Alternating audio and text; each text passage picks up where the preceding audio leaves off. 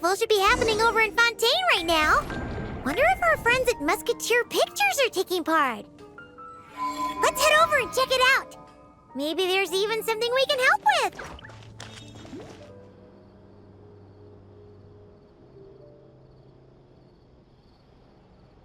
See? Told you they'd be here. Xavier! Oh, and Shiori and Farina, too! Ah, Hydro Archon above! If it isn't my darling camera operator and clapper loader! A very happy Fontinalia festival to you as well! I'm guessing you came back to celebrate with us? Yep, and help out, too! Even though the last festival had some unexpected hiccups, making the film was still super fun. Since you're all here together like this, you must be planning on entering the competition, right? Of course! A celebration of the entertainment industry. No one who's anyone would choose to sit this one out. It only happens once a year, after all. Fontaine Fashion Week might be more my speed, but the film festival brings in a lot of orders and boosts brand recognition, so I wasn't going to miss out either. Few new awards have been added this year, too. Best Director, Best Costume Design, oh, and Best Camera Operation. Ooh, sounds like we've got work to do. Come on, tell us! What's Musketeer Pictures film gonna be about? Oh, about that. What's wrong, Xavier? What's with that look? Oh, man, you weren't scammed by some shady investor again, were you? No, even I'm not naive enough to fall for something like that again. Besides, thanks to the fine people here, Musketeer Pictures has more than enough funds to shoot without investors. And yet problems persist. Huh? What do you mean? Well, we were planning to replicate our past success and shoot a film based on a popular novel. But as we were holding auditions for the female lead earlier today, a striking young mademoiselle wandered in by accident. Her disposition was simply ethereal, the look in her eyes somewhat melancholic. Oh, I wish you could have been there. The awe I felt can scarcely be put to words. You had to be there, friend. No matter where she stood, it was as if her surroundings, even the air itself, turned into the perfect shot. Guess you found your lead actress, then? No, quite the opposite. My script is entirely unworthy of her. I fear it is. Nevertheless, I couldn't help but approach the mademoiselle to ask about her background and what brought her to Fontaine. What did she say? Sadly, she said her best friend was gone. After returning to her own homeland not too long ago, she decided to visit where her friend was from to remember them better. Oh, no wonder she looked sad. Yes, but that's when it struck me. Why not cast her as the lead in a film centered around her search for this old friend? Huh? You're gonna rewrite the whole script? But is there even enough time? Isn't the prep work super complicated? We might not finish. Think about the difficulties we faced with the two Musketeers. We had to start from scratch back then, too. I'd say we're ahead of the game this time. Guess so, but... Don't worry, Paimon. Shiori and I have evaluated the proposal, and we support Xavier's decision. I won't really need to start on the costumes until the cast is finalized, so it's not too much extra work for me. Oh, fair mademoiselles. How can I ever thank you? Finishing the script would be a start. You know, compared to a commercial popcorn flick, I do prefer the idea of shooting a more artistic film. One that leaves a profound and lingering impact in the hearts of the audience. I agree. True trendsetters are the people who dare to go against the grain. Wow! Leave it to Director Farina to have a vision. Honestly, though, the artistic passion of everyone at Musketeer Pictures is inspiring. Anyway, now that we've heard so much about this lead actress, Paimon's gotta know who it is! Ah! Columbina! What are you doing here? Hello. I was just walking past when I heard you talking about me, so I came over. Huh? You know Miss Columbina? Of course! Wait a second. Does this mean Columbina is the actress who inspired the whole rewrite? Yeah.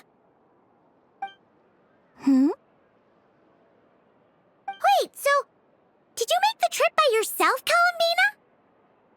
Yes. I mentioned how I wanted to visit other nations once things settled down in Notcry, remember? So I went to the curatorium to ask Never for advice.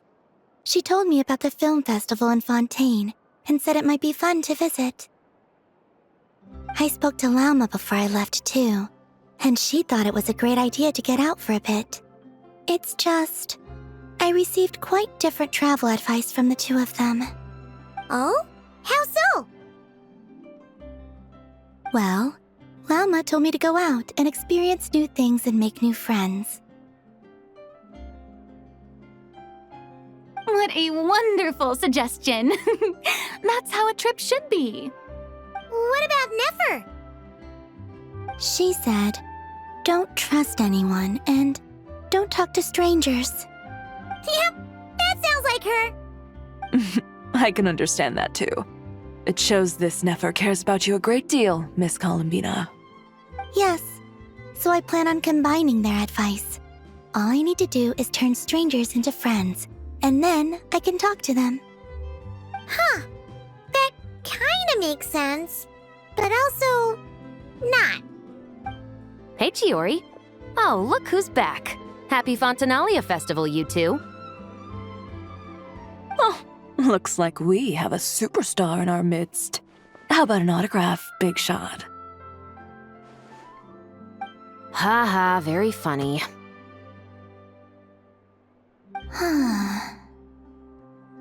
All settled then? Yep, the Duke gave his blessing, and I cleared it with the Udex. During the festival, inmates with good behavior will get a chance to spend some time on the outside. Under the stringent supervision of the Special Patrol, of course. Risley! It's been a while. Happy Fontinalia Festival! Does that mean Veronique and her brother will be at the festival? During a specific window of time, sure. Doesn't hurt to give the inmates something to look forward to. A little sun'll do them some good, I think. This is a friend from your travels, I'm guessing. Thought I heard something along those lines.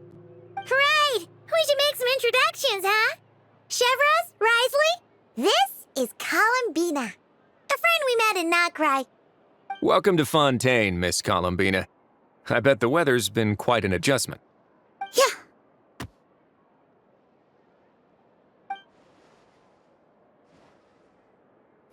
And not the good kind, I take it. No, I quite like it. It's a lot warmer than Notcry. Then what was the punch for? Oh, should I not have done that? The flowers that bloom here are so vibrant, and the people are so kind. I just wanted to become friends as fast as possible. Ah, so that was meant as a gesture of friendship. Is that right, Miss Columbina? Mm-hmm. Isn't that what friends do? Right. Might have been a bit premature in this instance, though. Your friend here is quite the character. Good thing we said something. You weren't seriously gonna go around punching every single person in Fontaine, were you? No, just the ones I wanted to be friends with. That's not... what Paimon's trying to say is, maybe keep the punches to a minimum until after you're friends with someone. If you say so. You're quite the character, Miss Columbina. So, are we friends? Of course. Any friend of the Traveler is a friend of mine. Yeah. Oof.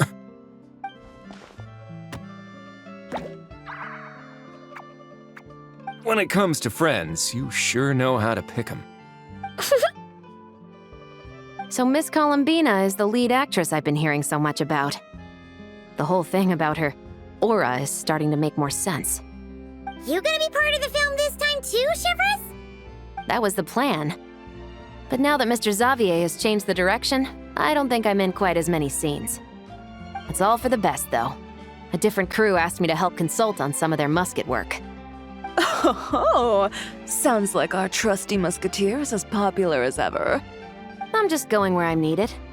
I'm more than willing to help with whatever this production needs as well.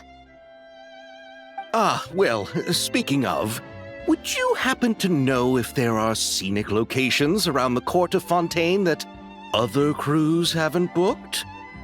The festival's pretty popular this year, so there's not a lot left. You might just have to talk it over with the other productions and see if they'll let you squeeze in here and there. I see. Having trouble finding a filming location? Yes, we made a last-minute decision to go down a different route, so the indoor locations we reserved are no longer a good fit. And it looks like all of the best outdoor spots have been taken. You know, I might know a place. Good views, good atmosphere, and no production team has snatched it up. That sounds perfect! Where is it? You want me to reveal it just like that? Come on, let it be a surprise. As much as that sounds riveting, I think we should divide and conquer. You go do that, and Director Farina and I will take Miss Columbina around the city to discuss lighting and styling. Is that all right with you, Miss Columbina? Traveler? Yeah, everyone here is our friend. So don't worry about a thing and just focus on enjoying your trip. Okay. All right, then the Traveler and I will go check out this potential filming location. It might even give me some inspiration for the new script. I'll leave this to the Duke then. Until later, everyone. Maybe we'll run into each other on set. Okay then. Lead the way, Risley. Paimon's not built for suspense. Let's get this show on the road. Who said anything about roads? Huh?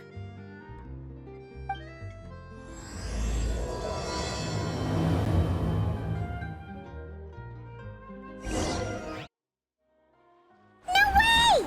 You brought the winglet up to the surface? It'd make quite the grand backdrop for a film, don't you think? Paimon's more focused on the fact that this thing is supposed to be underwater, inside the fortress of Meripede. True. And keeping up with the maintenance on a vessel this big is a lot of work. It takes a crazy amount of manpower just to keep it up and running. Oh, Paimon kind of thought it just sat there until you needed it.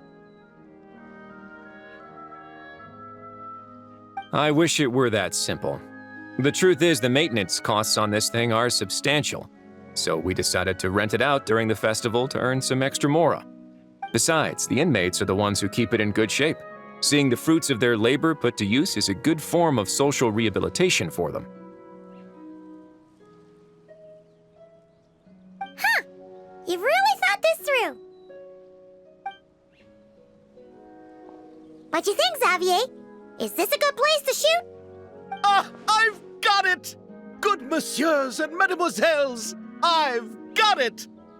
Gonna take that as a yes. The beginning is the hardest part, and the opening of this film has been eluding me, but now I know just how it should start. Glad to hear it. Thanks for bringing us here, Risley. Don't thank me just yet. This isn't quite a done deal. Huh? Not a done deal as in someone already rented it out? You said no other production teams had snatched it up. This person isn't affiliated with a production team. The rental fee was high enough to scare off plenty of other film crews, but she didn't blink. Made quite the generous offer, and didn't even attempt to haggle. Do you know what she plans to use it for? I'd like to at least have a rough idea before going in to negotiate. I didn't ask for the details, but I did see what looked like a fishing permit and a business license on her desk. My guess is she's planning on using it for some kind of restaurant or aquarium. A floating restaurant is sure to attract people, but an aquarium sounds cool too. The views from the ship make it a great spot for a date. The winglet might not be under my command right now, but it's always nice to see her admired. A film is sure to drum up some good publicity as well. I do hope we can work something out with the current captain. Well, guess we should head over and talk things out then. Best of luck. Wow! The winglet seems even bigger up close. The rooms are so spacious. Wonder who rented it out. Hello? Anyone there? Perhaps the captain had business to attend to elsewhere. But why rent such a massive boat just to have it sit here without even leaving so much as a note? Let's try again. Anyone there? Hello? Seriously? Right now? What is it gonna take to get some decent sleep around here? Is a nap too much to ask for? Sorry, the aquarium's closed for the... Huh? See Lolly? Traveler! Paimon! Hold on.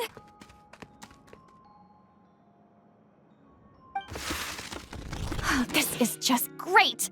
How am I gonna go out dressed like this? What happened to my regular clothes?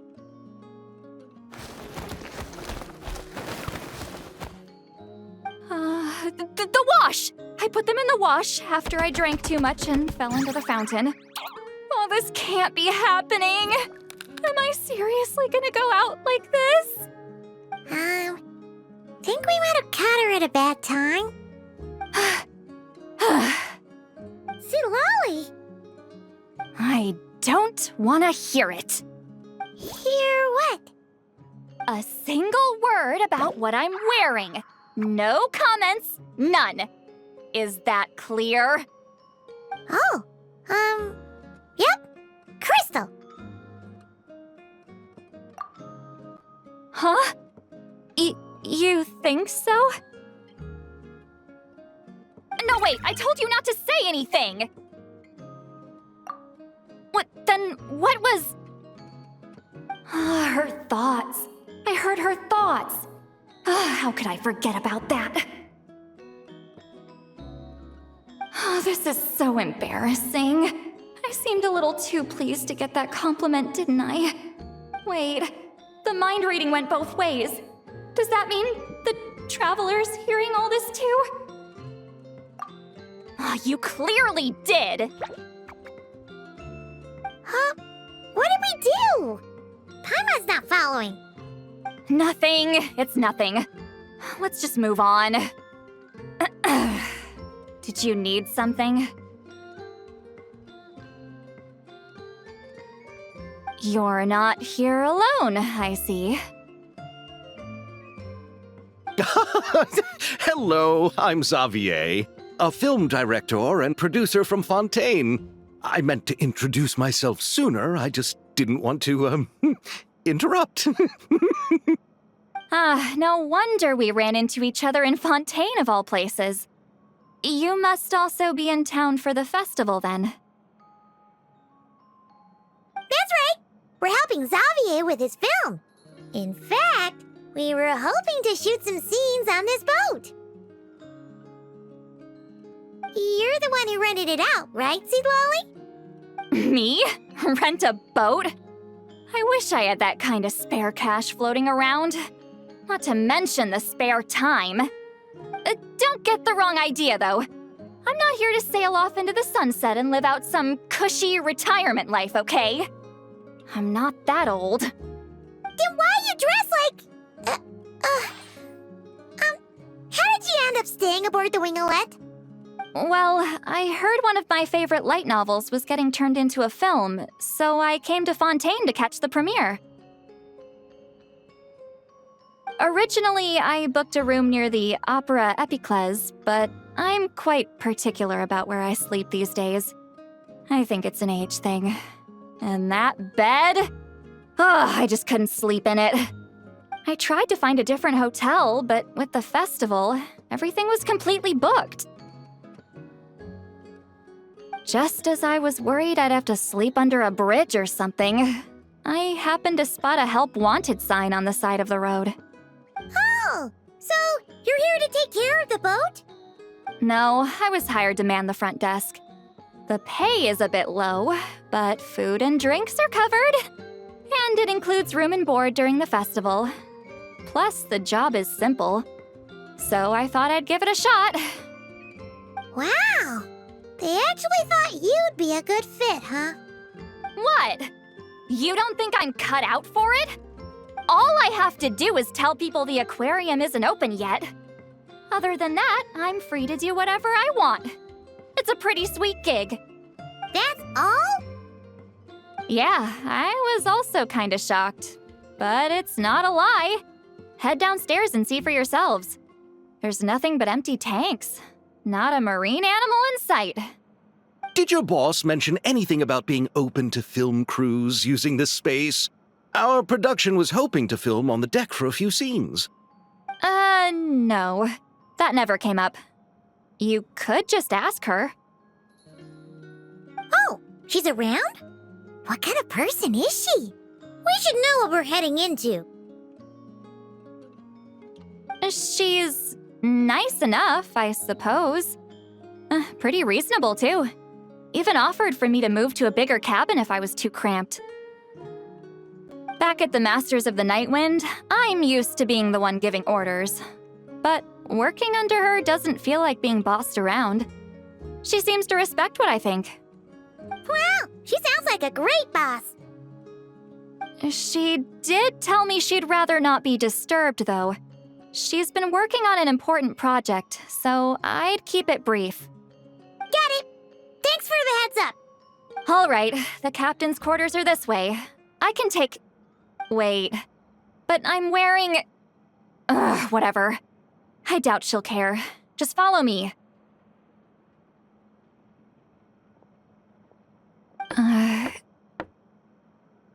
Miss Guillotin? These visitors were hoping to ask you about something.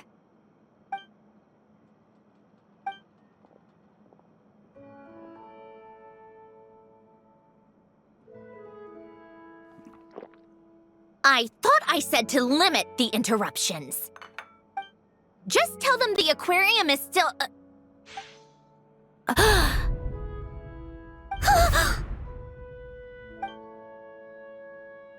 Sandrone, you're here? Huh? You know each other? Are you okay, Sandrone? Do you still remember us? Everyone was so upset after what happened. We all missed you so much.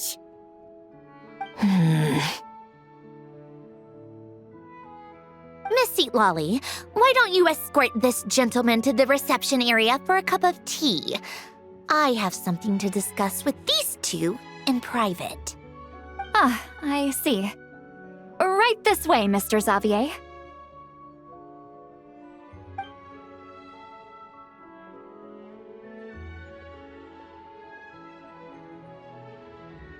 Sandrone? I really can't go anywhere without running into you two, can I? Are you okay? During the battle, your core, it was... Destroyed by that bastard Dottore. That's right. But as you can see, I'm fine now. No major issues. Or at least, there shouldn't be. Oh, what a relief! Oh, why didn't you tell us sooner? Or come back to see your friends? Now that I have the chance, I just want to say... Thank you for saving me. Huh? Don't get the wrong idea. I only saved you so we could complete that formula and defeat Dottore once and for all. Even if he did crawl back from the grave to make us all miserable again. That doesn't matter. You're still a hero. All right. But it wasn't just me. All I did was lend my brilliant mind to the cause and take care of one part of the plan. Although, I'm not denying it would have fallen apart without me. You got that right. You're amazing. But how did you go from From a lifeless pile of scrap to looking like this? Well, my mom was trying to put it a bit more gently, but yeah. Where do I even start?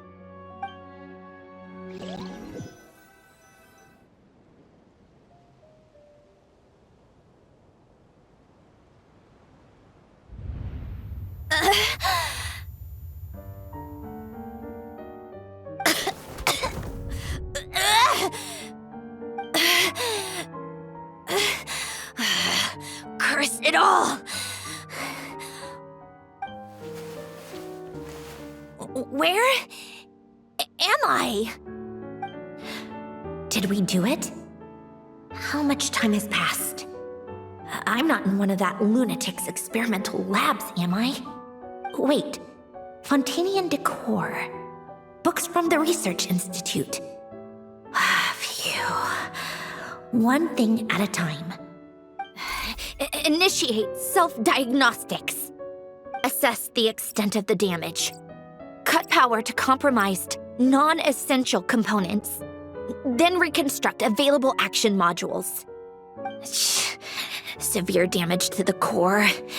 Dottore, you bastard. Polonia?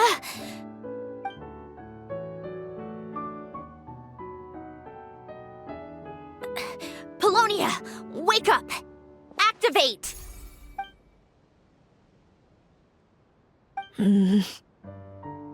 You're in even worse shape than me. Internal gears and energy circuits are barely intact. Extreme damage to the core, just like me. Rebooting is off the table. Even if I could repair the damage, I don't know if... You used up all your critical energy in those final moments, didn't you? To protect the core of that guy in the hat, and the numerological array. Wait, the array. Yes! The prototype is still here. But can I even run it in this state? Whatever. I have to try. I just need to confirm one thing. Activate the numerological array. Connect the computing core to my body.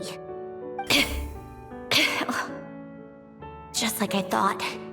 It needs too much computing power.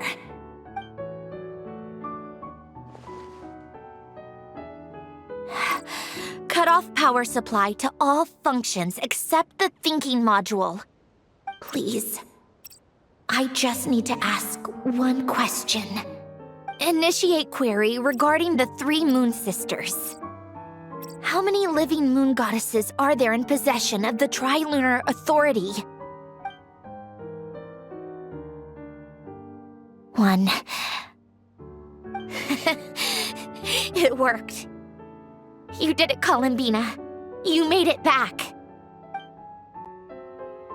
But how did I survive? The self-diagnostics showed damage severe enough to shut me down for good. What triggered the reboot? A built-in message? Only visible after a core reboot. The final gift. Alen! Were you the one who gave me this second chance? But why now? What activated it? What is that? A vision? Wait, no. It's a stellar linchpin? A A stellar linchpin? What's that? You can think of it as a rare kind of vision. As for what causes one to manifest, well, that's still unknown.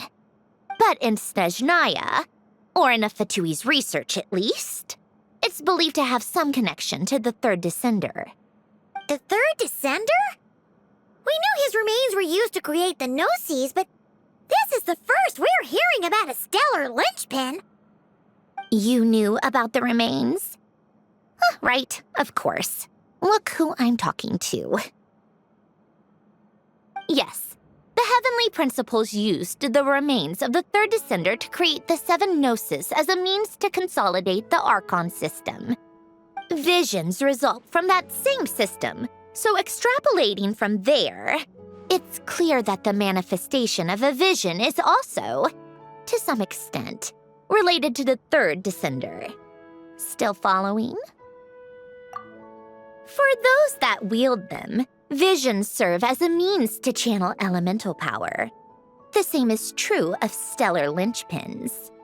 The difference is that, when wielding elemental energy, stellar linchpin users often exhibit a unique kind of power that seems to come from beyond to that. It's believed that, when a stellar linchpin manifests, impurities from the remains of the third descender get fixed in place. Hence, the name. That's also believed to be the source of the strange power I just mentioned. We've heard that visions can appear when someone has a really strong wish or desire. Stellar linchpins sound kind of similar, so does that mean... Huh? Oh, don't look at me like that. I've never had any grand wishes or aspirations. Just a list of things that drive me up the wall. So if you're asking why this thing appeared, I have no clue. All I know is that without it, the gift Elen left me, this built-in second chance, never would have triggered. The damage to my core was too severe. But thanks to the stellar linchpin's manifestation, it did trigger. And after my core rebooted, I was able to repair the damage to my body. I also managed to import the numerological array, along with some of Polonia's surviving algorithms, into this form. Wait, does that mean Polonia is... Yes. Unfortunately, Polonia is... beyond repair. Oh, we're so sorry to hear that. But you also mentioned something about a final gift? Yes. Elen often spoke to me about wishes and desires when he was alive. I suppose he thought there might come a day when I wished for something, and was willing to sacrifice my own life to fulfill it. So he left me a chance to start over. No, never. Elen once said I was his proudest masterpiece. That might sound boastful coming from me, but it's also an undeniable fact. After Elen died, I started studying how Polonia and I worked. Polonia is essentially a computational machine, so it wasn't difficult to figure out the mechanical principles there. But when it came to my own structure, that's when Elen, the Lord Artificer's true greatness, struck me once again. I attempted to imitate it when I created Catherine, but in the end, she turned out to be nothing more than a superficial replica. What? But his creations go. Catherine is super impressive. We were shocked when we first found out she was a puppet. No, she's nothing compared to what Elen was able to create. Some of the mechanical principles of my own core are still a complete mystery to me. Keeping that gift hidden wasn't even a challenge for him. Just a shame I had to waste it on fighting Dottore. I just couldn't stand the thought of him coming out on top. If you put it that way, the world owes me a whole lot then, doesn't it? Wait, but all this still doesn't explain what you're doing here. Risley said you rented the ship and even had some kind of fishing permit? That's because I'm trying to go back to the place Elen and I lived when he was alive. My former home, I suppose you could say. The second chance wasn't the only part of the gift. According to the message, Elen left me a few other things that are stored in the house we shared together. I'm hoping that whatever he left me can help fix certain anomalies in my rebooted core. And help me understand why I received a stellar linchpin in the first place. Okay, so go back then. What does that have to do with fishing? And to think I'm talking to the saviors of Fontaine. Did you forget that the water levels have been rising for centuries? I can't just go back to the place I used to live because now it's underwater. Oh, right. With the rising water levels and changes in terrain, it's not just a matter of finding where it is, but also clearing away any sediment or debris. But Fontaine law prohibits unauthorized individuals and organizations from excavating underwater ruins. A Melazine caught me the minute I even made an attempt. Why not apply for authorization then? And face the endless slog of Fontainian bureaucracy. No thanks. Besides, I'm a Fatui harbinger. The diplomatic implications alone would be enough to give the gestionnaires at the Palais Mermonia a headache. A fishing permit, on the other hand, isn't difficult to obtain at all. Minimal paperwork required, and under the name Guillotin, the application was a cinch. So you're exploiting a legal loophole? Am I? That underwater home belongs to me. If I happen to chance upon it while doing some fishing, what's the issue with that? Of course, I do have to catch some fish to put in the aquarium, just in case the gestionnaires come to check up on things. That's also the reason I hired someone to man the front desk. Huh? But isn't that kind of a waste? He went to all the trouble of getting a business license and rented out this giant ship. Just for show? If you want to run an aquarium that bad, be my guest. Use the facilities however you want. I'm certainly not going to stop you. All I want is to go back home and see what other gifts Elen wanted me to inherit. Hold on. Enough about me. What are you two even doing here?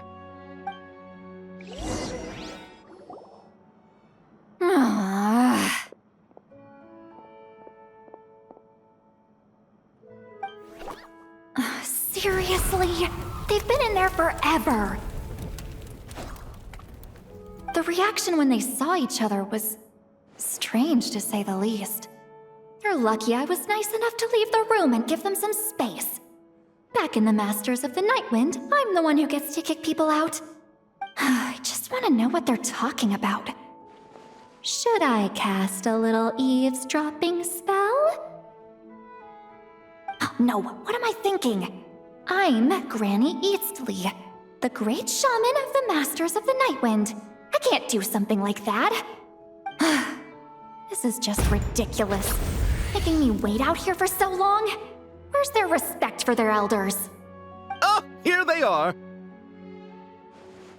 Were you back there arguing or something? What took you so long? The two of you are already acquainted with Miss Guillotin, then? Oh, yep. But don't worry, we got everything sorted. Sandrone agreed to let us shoot on the ship, but it has to be when she's not here. When she's not here? That's right. You'll excuse me if I didn't exactly ask for this little reunion. I wasn't planning on seeing anyone. Like I said, my core is severely damaged. Even with the gift, there are anomalies that are making things unstable. I don't even know if I can continue to function without issues. So the priority is to fix these anomalies and get answers to my own questions. Then, I can see the people that need seeing. Anyway, just let Sandrone know when you plan to film Xavier, and she'll, steer clear. I do hope I'm not causing Miss Guillotin too much trouble. No! She just wants to keep a low profile for her own, complicated reasons. She doesn't want anyone else to know she's here. Understood. I'll be sure to keep that in mind. Oh, and see Lale? Huh?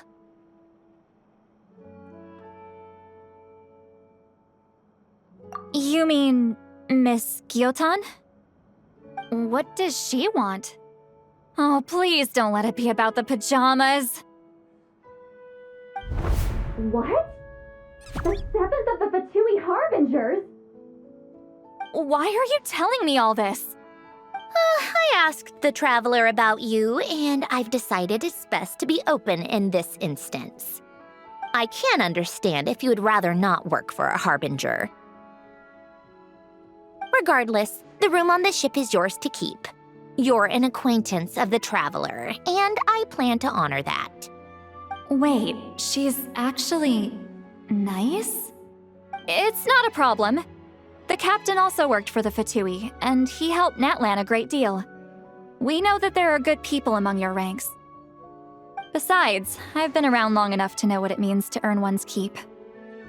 This isn't Natlan, and I don't expect special treatment. Besides, sitting at a desk isn't exactly back-breaking work.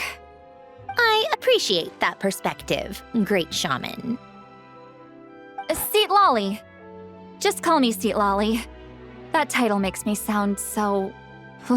old. Well, Seat Lolly, the Traveler and I are looking for something, so we'll be heading underwater together soon. I'll leave the ship in your care while we're gone. Together? How often? Not too often. We're heading out in a bit, but I'll be available if you need something. You couldn't, go alone? I wanted to, but she was concerned about my physical well-being, so she offered to come with. Guess my mental well-being means nothing then. Huh? Just be quick about the whole thing, okay? Miss Guillotin is so generous. We talked it over, and she agreed to let our crew come over and do some test shots while you two are out. All right. Our first stop is the Beryl region. After Alain left the Fontaine Research Institute, he lived in seclusion somewhere around there.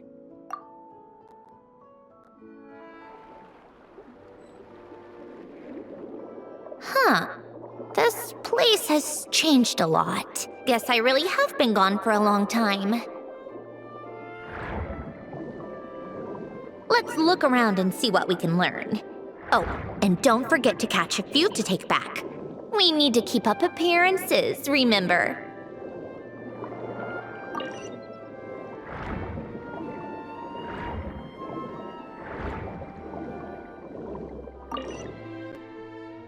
Poisson isn't too far from here, right? It's all a bit nostalgic, I guess. Back when I lived here, all this was still above water. All right, I have a general understanding of the terrain changes and sediment accumulation. We can stop here for now.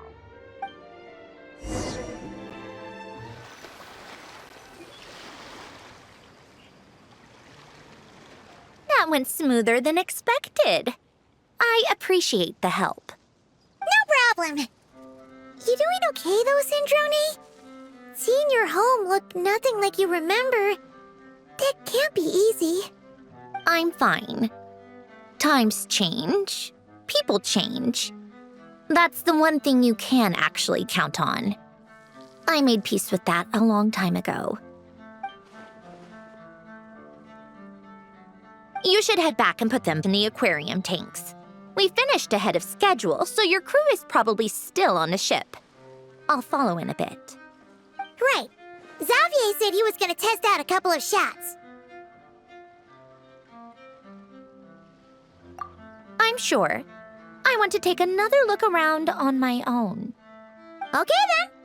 Want us to let you know when the filming is done? No need. Columbina relies on Kuvaki to perceive her surroundings. In Nodcry, her senses are heightened because Kuvaki is everywhere. But here, as long as she doesn't activate her abilities, her range of perception should be equivalent to an average person's line of sight. I figured that out back in Snezhnaya. That's oddly specific. I have hiding from her down to a science. So, what?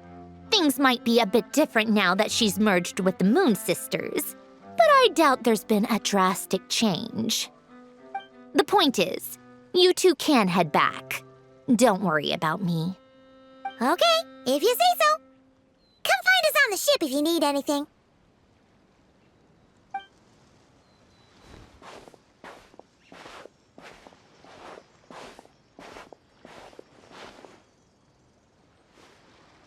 What did you leave for me, Ellen? Did you know I would come back? Or did you make it so I would have to?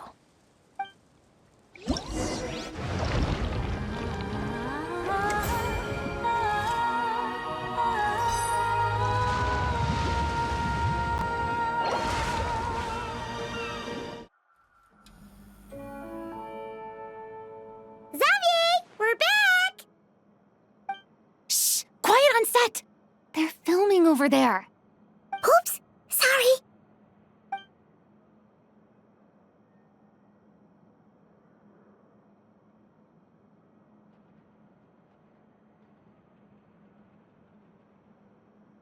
What's your take, Detective?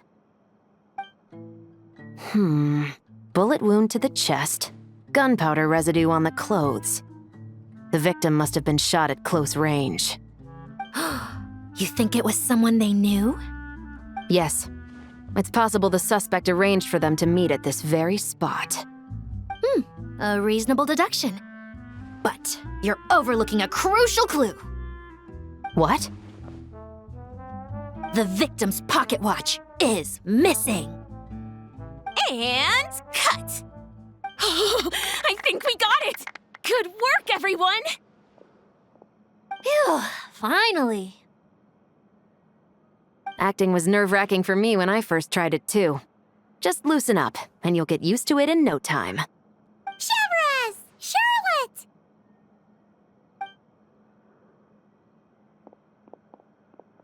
Oh, hello there, you two!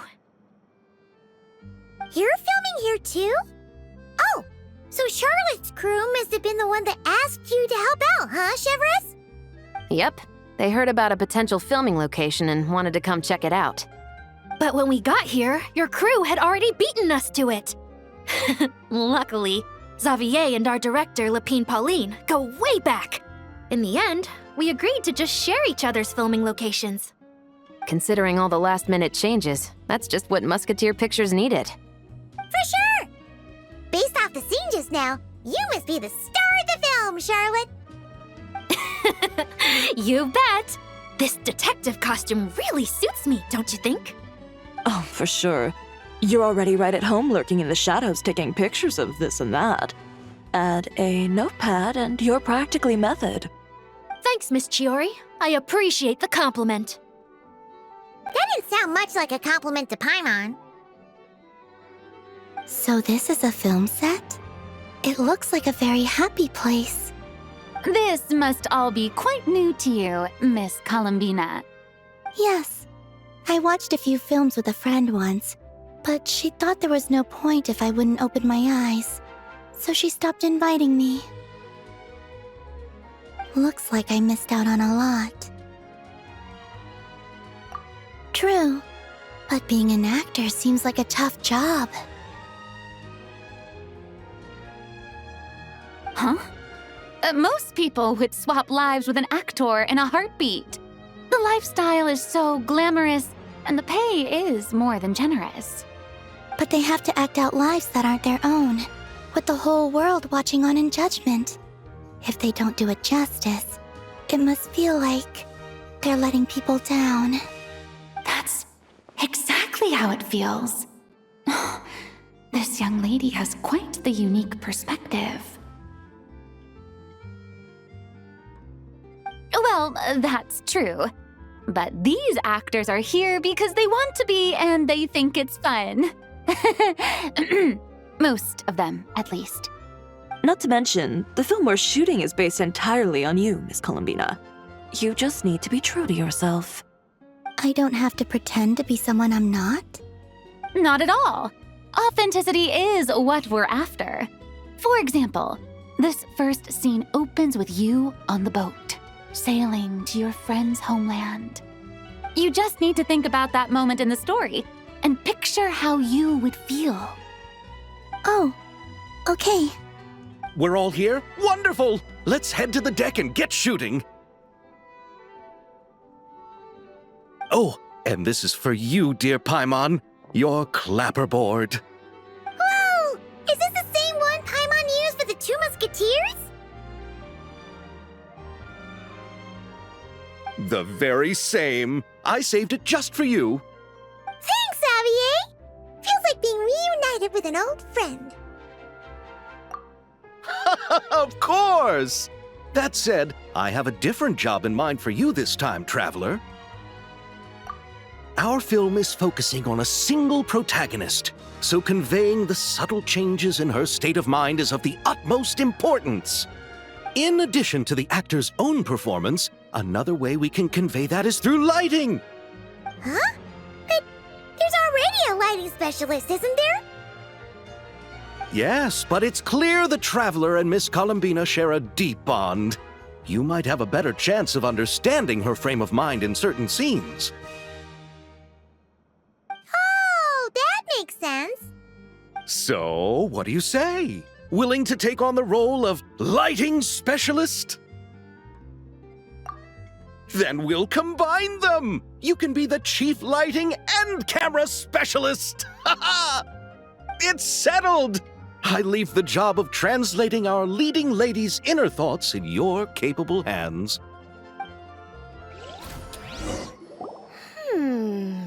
Seeing all the sets in place, things are looking even better than I expected. The actors are doing great too. Editing it all together is gonna be a piece of cake. Bet I can finish it in one night. Hi, Lapine Pauline. Hey, you're back! The timing couldn't be more perfect. If there's one thing you absolutely can't miss, it's the Fontinalia Film Festival.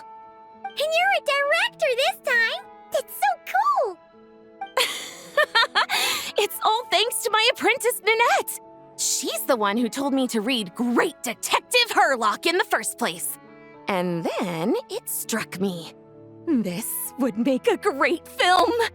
What about your savings, though? You didn't...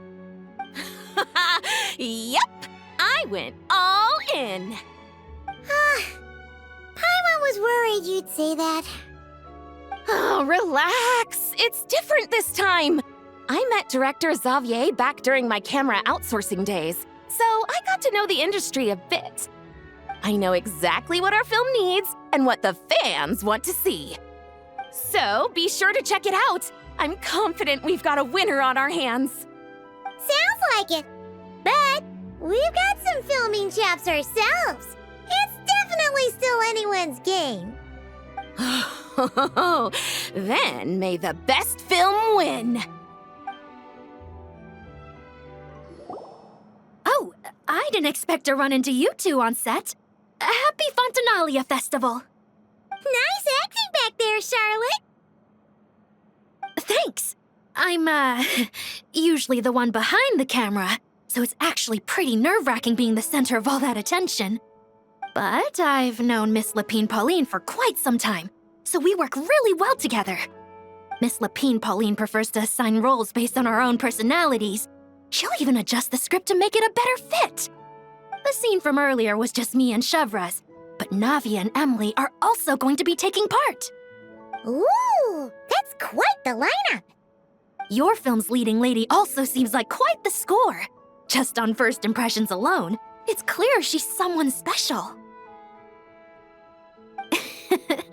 Guess we'll just have to wait and see who wins Best Picture and gets to go home with the Farina Award. I want to ask for an autograph so bad. but I can't do it dressed like this. The cast of Great Detective Herlock. Duh! I came all the way here just for the premiere. But I didn't expect to end up on their film set. My laundry just won't dry. The weather here is too wet. All right, without any further ado, it's time for production on our film, A Homecoming, to officially begin! Turning it over to you once again, Director Farina. All right. Positions, everyone! Camera operator, clapper loader, get set up. Let me know when lighting is good to go.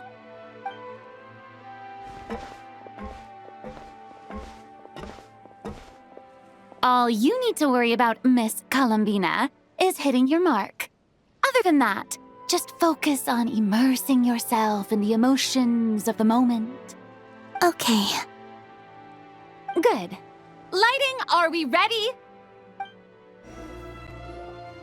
Ready. All right, quiet on set. 3, 2, 1, action! This is her homeland. Columbina. Cut! The emotions I'm looking for were definitely there.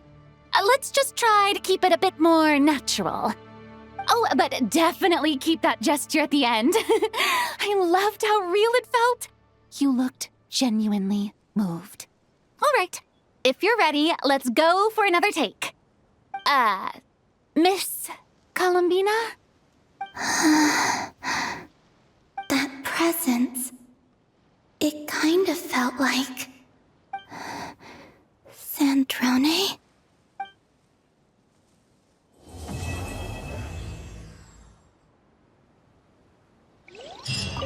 Terrific performance, Miss Columbina. Truly excellent work. Thank you, Director Farina. You really don't mind me not taking off my eye mask? Not at all. Xavier and I already talked it over. The character is based on you, so there's no need to change what you're accustomed to doing. Besides, the mask could become one of the defining traits of our film's leading lady. Just like you suggested, we'll leave the reveal to the more important moments.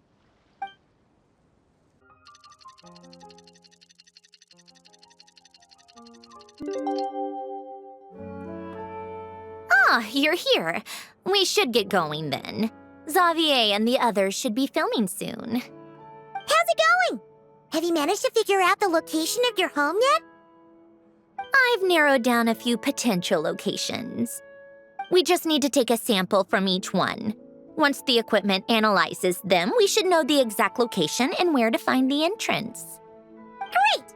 We should get started then.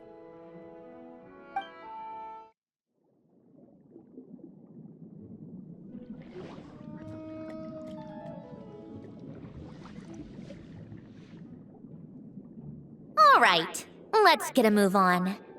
That should do it. Let's head back. The filming should be just about done. We made good time. We might even know the location by the end of the day. You sound pretty happy about that. Do I? I suppose I've just had enough of these anomalies I've been dealing with. The sooner I can fix them, the better. Anyway, enough chit-chat. We have work to do. Oh, but let's head in through the side door. I don't want to run into the crew on the deck.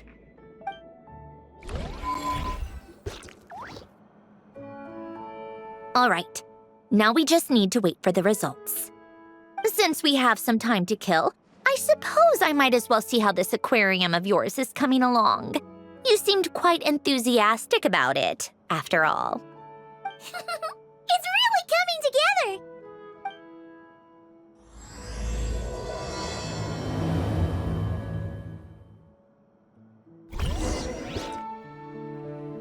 Oh, kind of impressive, actually.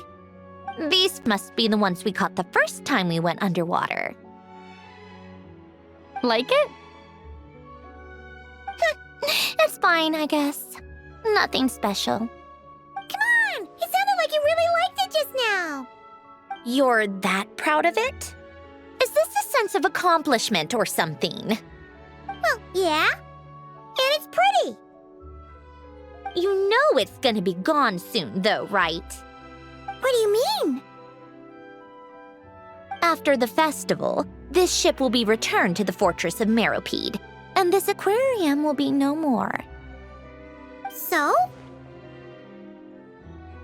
So, no matter how much work you put into this place, once the festival is over, it's all just going to disappear. But not making the most of it when we have the chance is an even bigger waste. But if you know it's all going to be gone one day, why even bother? Well, because Because you still get to keep the things you gain along the way. And those are things that can never be replaced. Doesn't that make losing them even harder? well, if you put it like that. But the happy memories we make along the way last forever. You just have to take a more glass-half-full perspective. Not to mention, everything we do here is going to be on film, so it'll still live on in some shape or form. And when you look back on it, only happy memories will come to mind? Exactly! So it's about finding joy in the process itself. Traveler! You're back already? What's wrong with that? You say that like it's terrible news or something. How did you get here? I didn't see you on the deck. Oh, never mind. We need to help Miss Guillotin hide ASAP. The crew is heading over here to shoot any second. What? They should be done by now. There was a mishap earlier that cost them some time. I was waiting on deck so I could warn you the minute you showed up. Anyway, you should head back to the captain's cabin right away. They're gonna be here any minute now. Finally! That's a wrap for the scenes on the deck. Wouldn't have taken half as long if the wind hadn't snapped our equipment in two. Uh-oh! Too late! Change of plans then. You'll just have to hide. Hide? And where exactly am I supposed to do that? Oh, there's a box over there! You can get in that! Huh? You expect me to... Do I need my makeup done for the next scene too? For the love of... Let me see. Maybe just a quick touch-up. Huh? Traveler and Paimon? What are you doing here? I thought you took the day off to take care of something. Huh?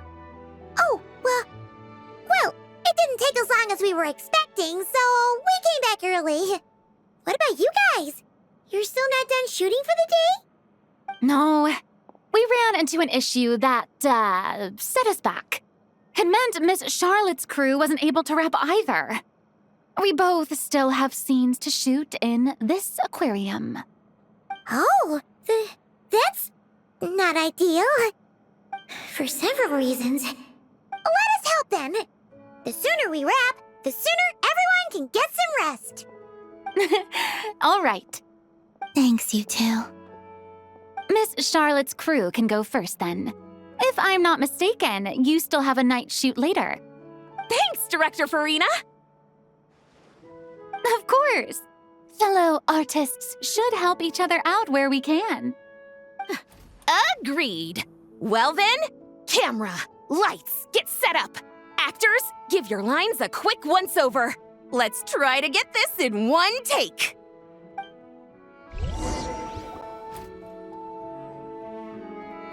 All right, places, everyone! And 3, 2, 1, action! So, the story ends like this. But when Duke Saint Germanus departed, he clearly said that everything was beyond redemption. Huh? That sounds familiar. Wait, It's from that novel I came across while researching the numerological array. He's only a genius when it comes to mechanics. And everything else, he's just an ordinary person. Huh? What was that noise? Whatever, I'll just fix it in post. Miss Jacoba, please don't speak as if I were the accomplice. Not so hard. This box isn't sturdy enough for that. This is why I keep saying, don't put too much trust in Clockwork Mecha. Unlike humans, machines don't have a heart. A heart? That's right. It's what's on the inside. It's also referred to as someone's soul, or likened to free will. You can think of it as a person's core, what makes them unique. In general, though, people don't believe machines are capable of having a soul. You said my emotion module was faultless. It is, but that's not quite the same thing. Do you think I have one then? A heart? I don't think so. I know so. The question is, do you recognize it within yourself? That's where you're wrong. I can't believe this. Forcing me to hide in a box and listen to this drivel. Me. In the end, clocks tick through tranquil years. Fish swim in crystalline springs. No matter how grand a dream is, it will fade away like this. Forlorn, wordless, silent. And cut. That was a long one. What did you think? If she makes them do another take, I'm going to flip a lid. And not just the one to this box. Oh, there were some weird audio things going on, but acting-wise, it was great. It's a keeper. Perfect! That means... I can get out of this box. It's our turn. Camera operator, set up for the next scene.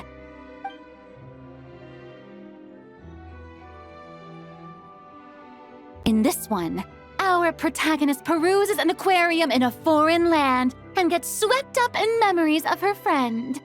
So, in terms of lighting, that's the vibe we're going for. Got that? Shoot.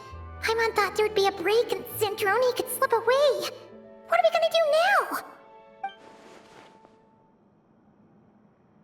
Break a leg! Yep, we're headed off to shoot our next scene.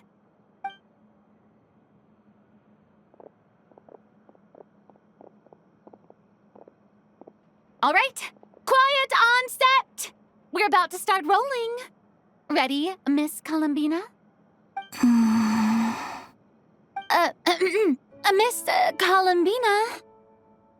I think she would like this. Quick, we should roll on this. It doesn't forage with the others, or prey upon its smaller kin. Instead, it remains where it is, cradled in the coral's quiet beauty, as though the raging cyclones above are of no consequence. And yet, she still stood before the cyclone in the end. So I think that story has it wrong. She is no different than us. She has a heart. Columbina.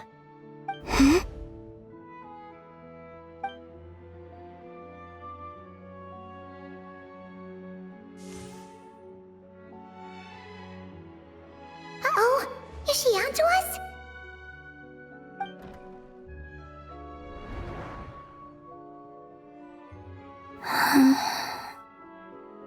What is she doing? Cut! You okay, Columbina?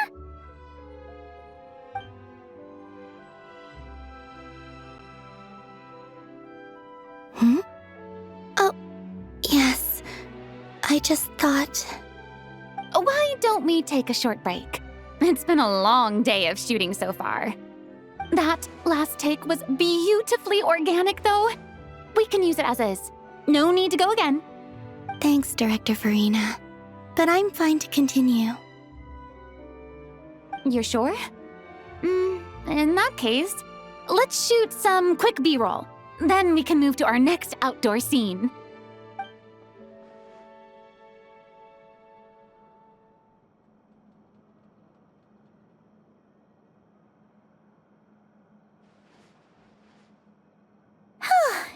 We're in the clear this time.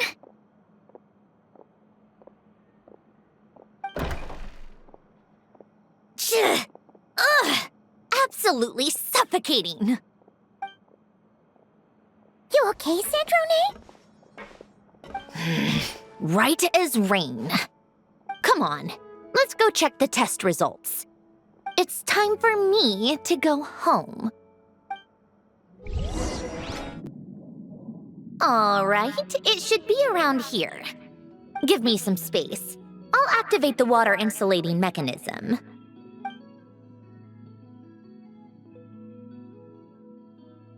The what? Alain, much like Renee, had long predicted that the water levels in Fontaine would rise. Thanks to his expertise in mechanics, he was able to implement a few simple measures to protect our home from flooding. I told him there was no need, that I would just move when the water rose too high. But it would seem he knew a day like this would come.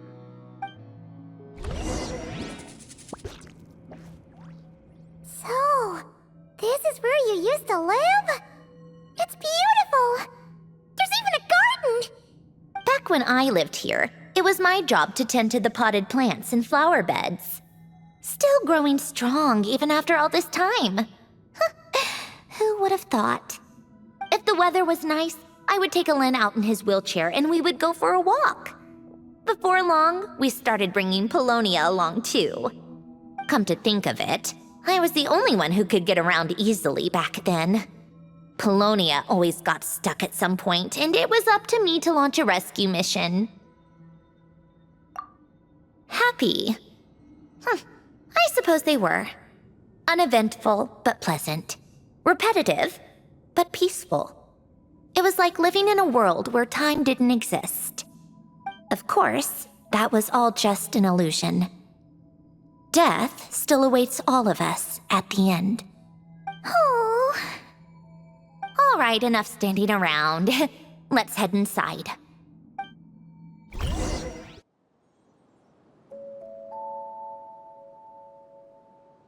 Yep, this place is exactly how I left it. Nothing has changed. What is it? Huh? How did you get... Oh, Arlecchino gave it to you, didn't she? And you... read the whole thing. Just so you know, a lot of that was written a long time ago. At that very desk, to be exact. Anyway, since you've already read it, you should just hold on to it. I can always start a new one. Well, feel free to look around. I'm going to start looking for the gift Alain mentioned. Oh, but be careful with the stuff around here. I'm not saying you can't touch anything. Just try not to choke on the dust.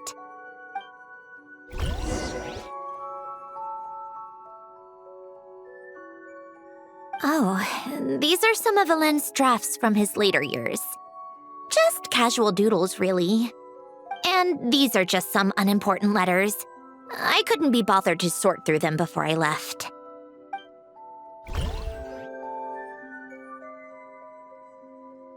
Wait, the people in this picture look kind of familiar. Oh, this was taken when Alain and Renee were both still at the Fontaine Research Institute.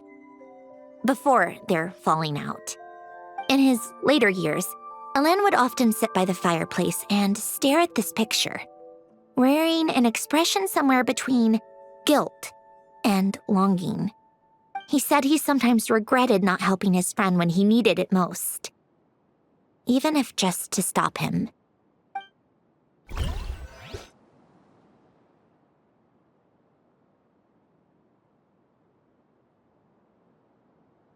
Oh, I played with these when I was little. During the first few months after I was created, I mean. At first, Alen and I would play together, but it didn't take long for me to become unbeatable. So, Polonia and I played together instead. Yeah, these don't look like Paimon's kind of games. Logic and math puzzles? Those happen to be my specialty.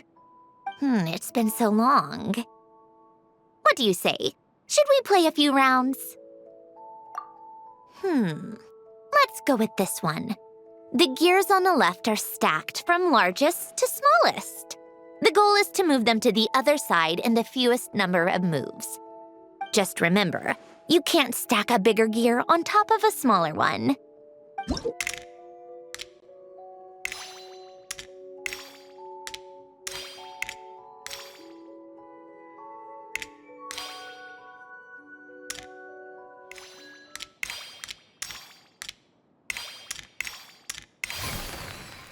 Looks like it took you a few extra moves.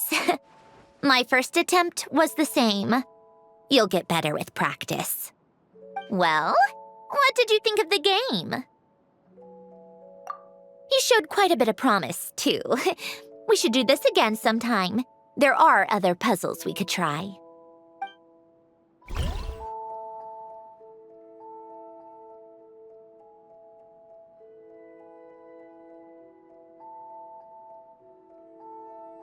This was Alen's workbench. Later on, of course, it became mine. It's where both Polonia and I were brought to life. Before Alen was bedbound, this is where he would teach me about mechanics. I would sit and listen, chiming in with questions here and there. Later on, when he got too sick, I took over and would work on Polonia here.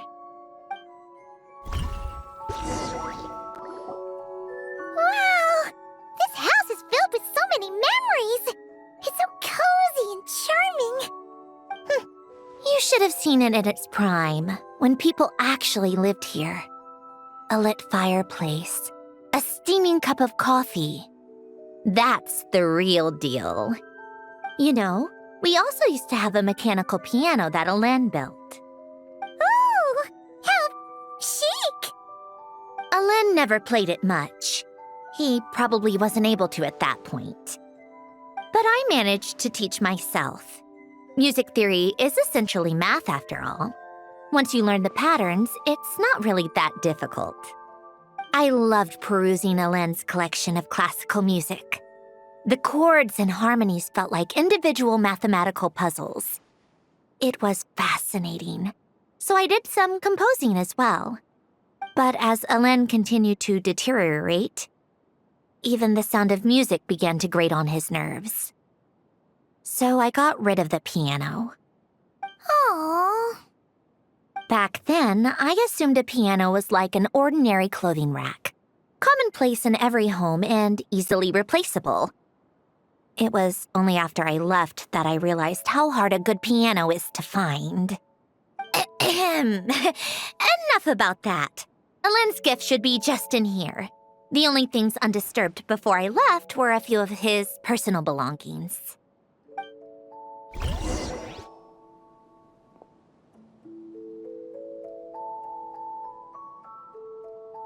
Wait, there's a hidden compartment at the back of this box. Looks like it's locked with some kind of gear mechanism. Knowing you, Alen, I'm guessing it goes like this, then like this? Got it. Am I a genius or what? Let's see here. A box? Well, you gonna open it?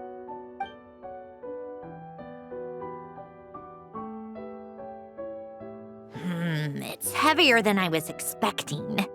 Just how much stuff is in here?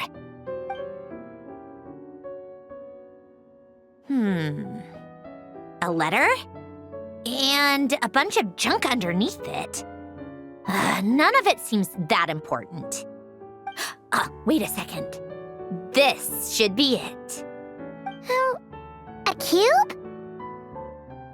It's a multidimensional algorithmic core.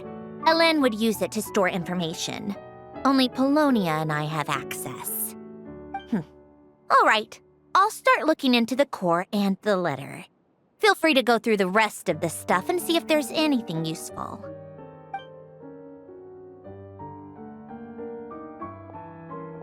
Okay. Hold on. There's another picture in here. This one has writing on the back. A snapshot of you playing among the plants shortly after you were born. You seem to like these flowers a lot. May you grow and flourish just as they do.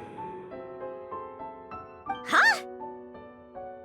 Wow! Look how happy you are in this picture. You've changed a lot since then, huh? What's that supposed to mean? Just that you come off kind of aggressive sometimes. Or, annoyed at everyone around you? Well then, people should stop being so annoying. It's not like I'm the one with the problem. Of course not. Oh, here's something else. Looks like a piece of paper torn out from somewhere. Today, I solved another math puzzle and made a breakthrough on a construction problem the Institute has been stuck on for years. Am I a genius or what? No, wait, that's From now on, I should have people address me as Her Highness the Clockwork Princess, unraveler of all reason. Nope, no more of that. I thought I tore this page out. You wrote this? Then how did it get... Wait, there's more writing at the bottom. You seem to have developed a distaste for this particular entry, considering I found it in the trash. I'm sorry, but I could not help but hold on to it. Forgive me. Helen! Don't be embarrassed. Everyone goes through a phase like that. Nonsense! I wasn't even the one who wrote that. It must have been Polonia. That's enough. I told you it was Polonia. You know what? We're done with this. No more rifling around in the box. Just put it down and let me read the letter. To my little clockwork princess. Not another word. Got that? If you're reading this, You've most likely received the gift I left for you. I just hope you didn't stumble across all this while cleaning out my effects or something trivial like that. I once asked if there was something you wished for. Do you remember that? I wonder if time has changed your answer. Regardless, I have another gift.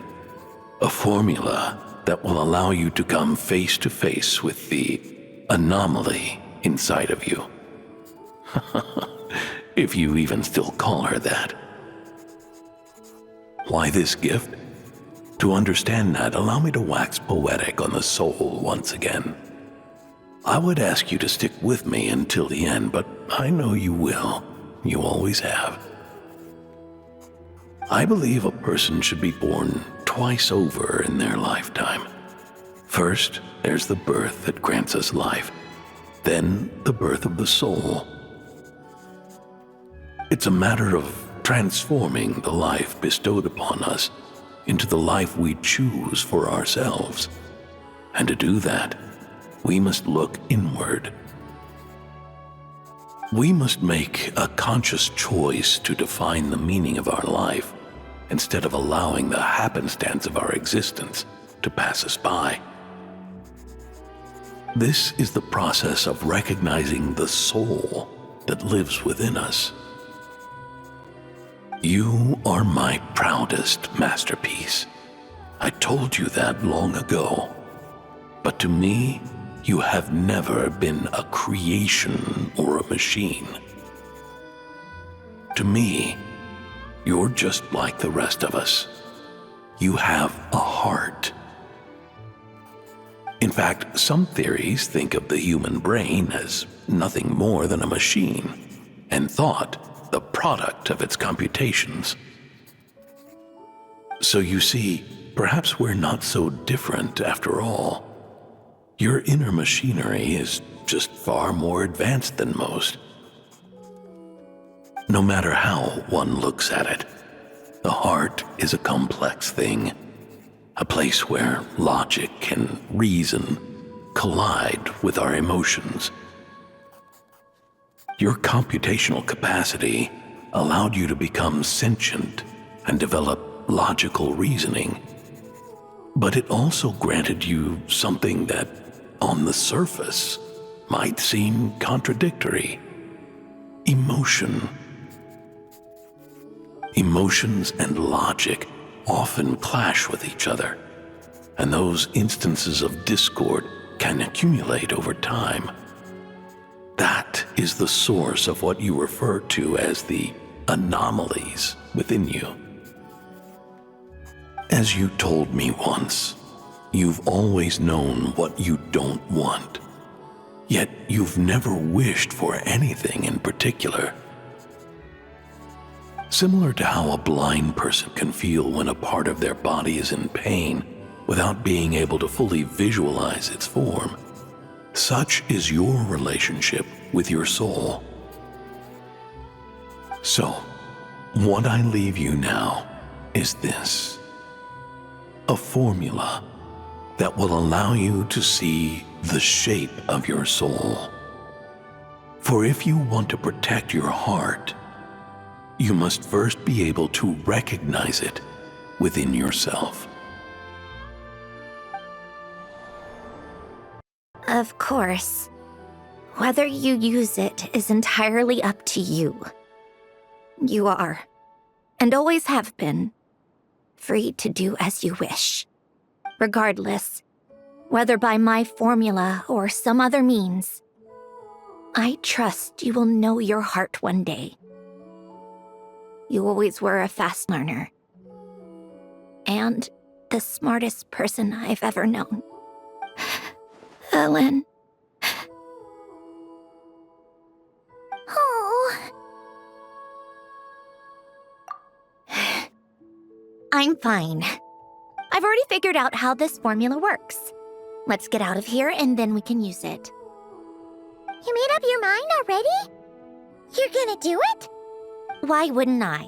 Resolving the anomalies within my core is the reason I came here in the first place.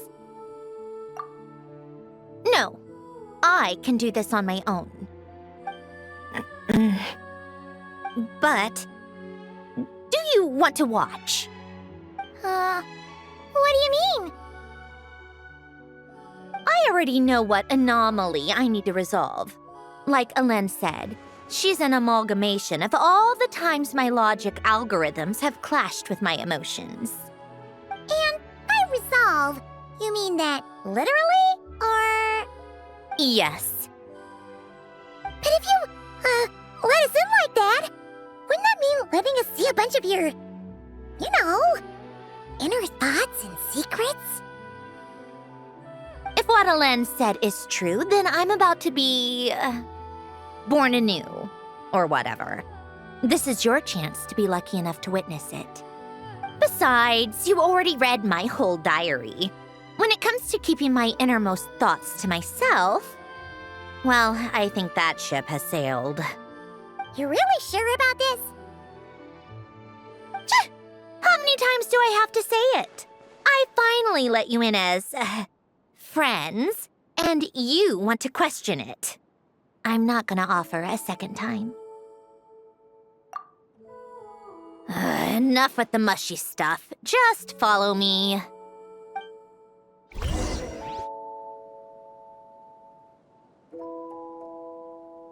All right. With the numerological array, I can construct a simple formula that will allow you to experience what I see and hear in real time.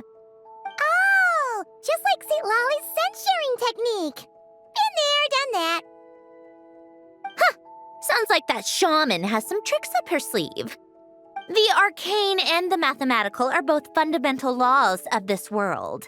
Being able to achieve a similar result through both isn't surprising. Anyway, let's get this show on the road.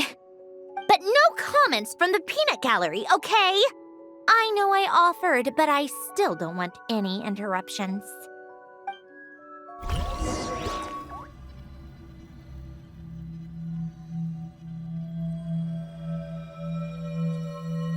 Is this my heart? No, it's probably just the result of a lens formula. A space dedicated to resolving anomalies. Huh. But it looks like the walls are all... mirrors? You made it. About time. Is that me? From the past? You just spoke of anomalies.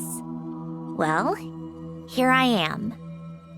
What happens when emotion contradicts reason? Shall we sit down and talk?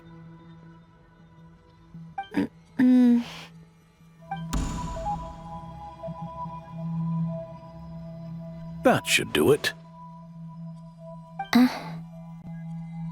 Hello? My name is Alain Guillotin. Can you hear me? Brings back memories, doesn't it? The time we spent here. Here. I want you to have this. A notebook? You can use it to write things down. I don't need to write things down. I have unlimited memory. Even so, some things are more important than others, right? You can use it to write about the things that matter. So you wish me to carry out a basic priority sorting operation? I suppose you can think of it like that for now. But journaling is also an act of finding oneself. Much like we use wooden stakes to guide a plant to grow in a certain manner, what we choose to write down gives the soul much-needed direction. In the act of choosing what to forget and what to hold on to, we decide what kind of person we want to become. I don't understand. Like I said earlier, I don't need something like this. This is where we were born, where our life began. Mornings of tending to the garden, afternoons spent cleaning, reading, or studying, evenings of cozying up by the fire, listening to Alain share stories about his past. Alain. What is it? What are you drinking? Oh, this? It's coffee. It, makes me more productive. I want to try it. Oh, okay. Here.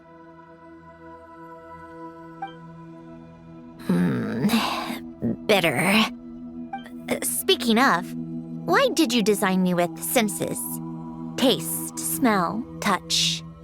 Well, I'm not quite sure. It just felt like the right thing to do. I suppose I hoped you might have a life of your own one day, and that you deserve to experience all life has to offer. Oh. Still bitter. But the smell is nice. I thought those peaceful days would go on forever. You know that's not possible. Maybe. But how was I supposed to know the end was just around the corner? That was just bad luck. Was it? Well, it certainly became a pattern, now didn't it?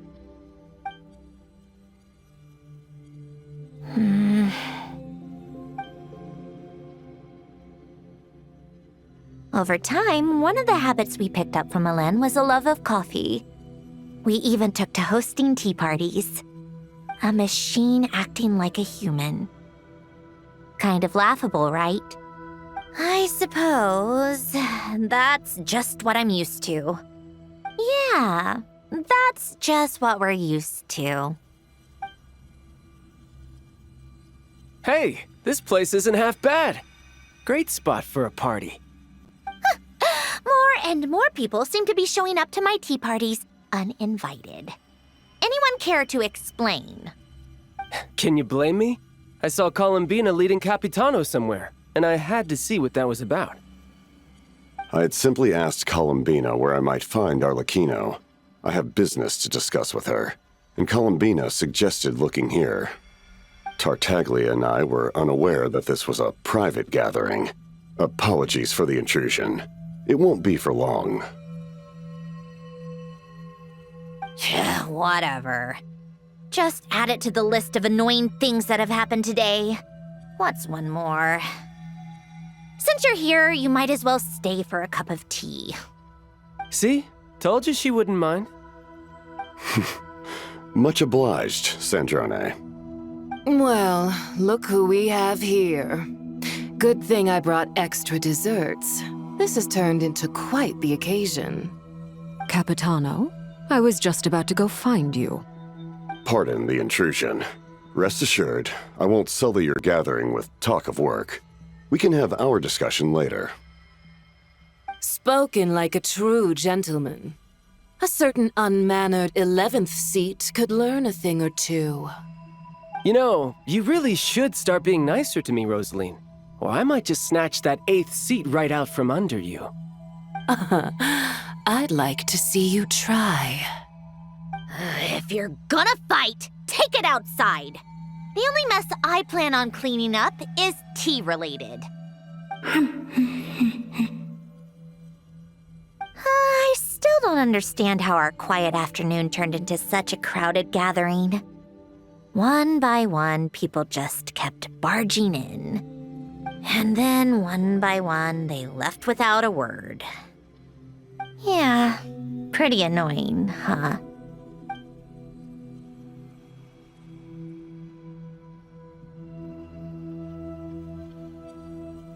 Of all my days with the Fatui, the times I spent with you, Arlecchino, and Rosaline, they were my favorite. Goodbye, Sandrone.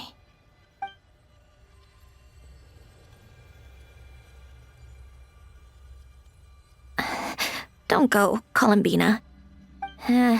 We should have just said that. Why didn't we? If we had, would the story have had a different ending? She couldn't stay. There was no future for her here. She would have just faded away. You're right. I suppose that's why you call me an anomaly. Every time you make a decision, there's a voice inside your heart. My voice, asking to contradict all logic and reason. Why didn't we make her stay? Is it worse to fight for something just to lose it? Or not to have fought at all? Don't you find it unfair? One by one, we keep losing the things we care about the most. But in the end, whether I want to fight for something or cry over all we've lost, you just push it down and pretend not to hear.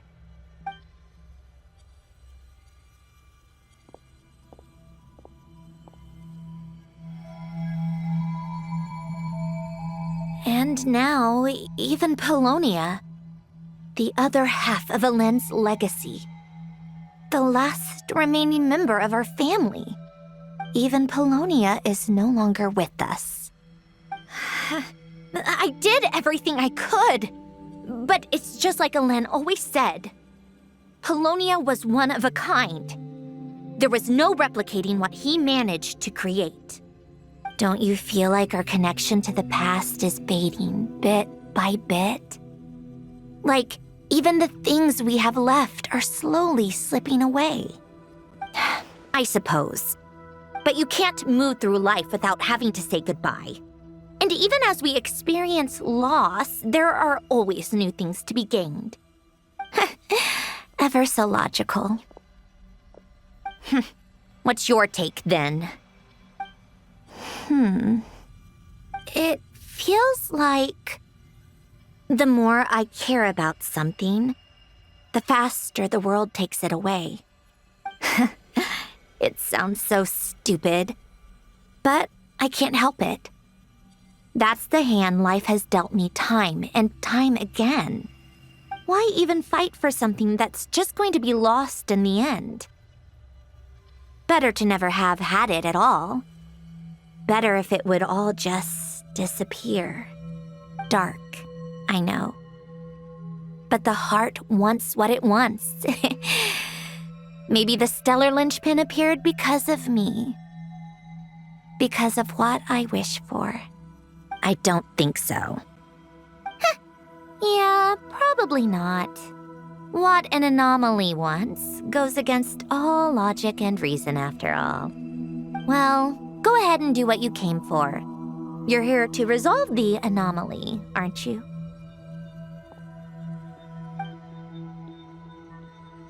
Yes. What's it gonna be? Keeping me imprisoned here like before? Or eliminating me entirely, like debugging a code? That might actually be a mercy. I don't care. I just don't want to experience the pain of loss ever again. Go ahead. I'm ready.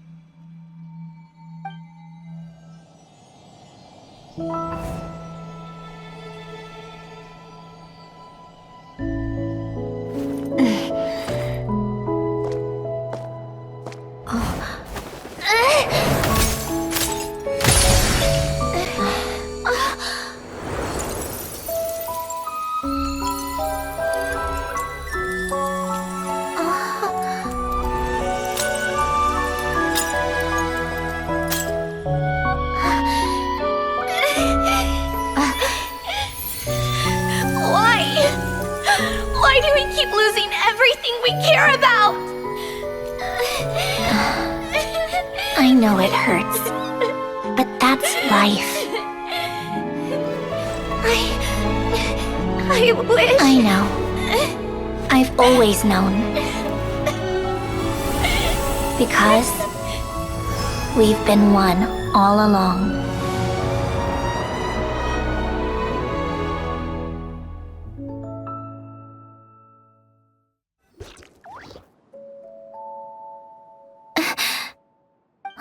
Sandrone?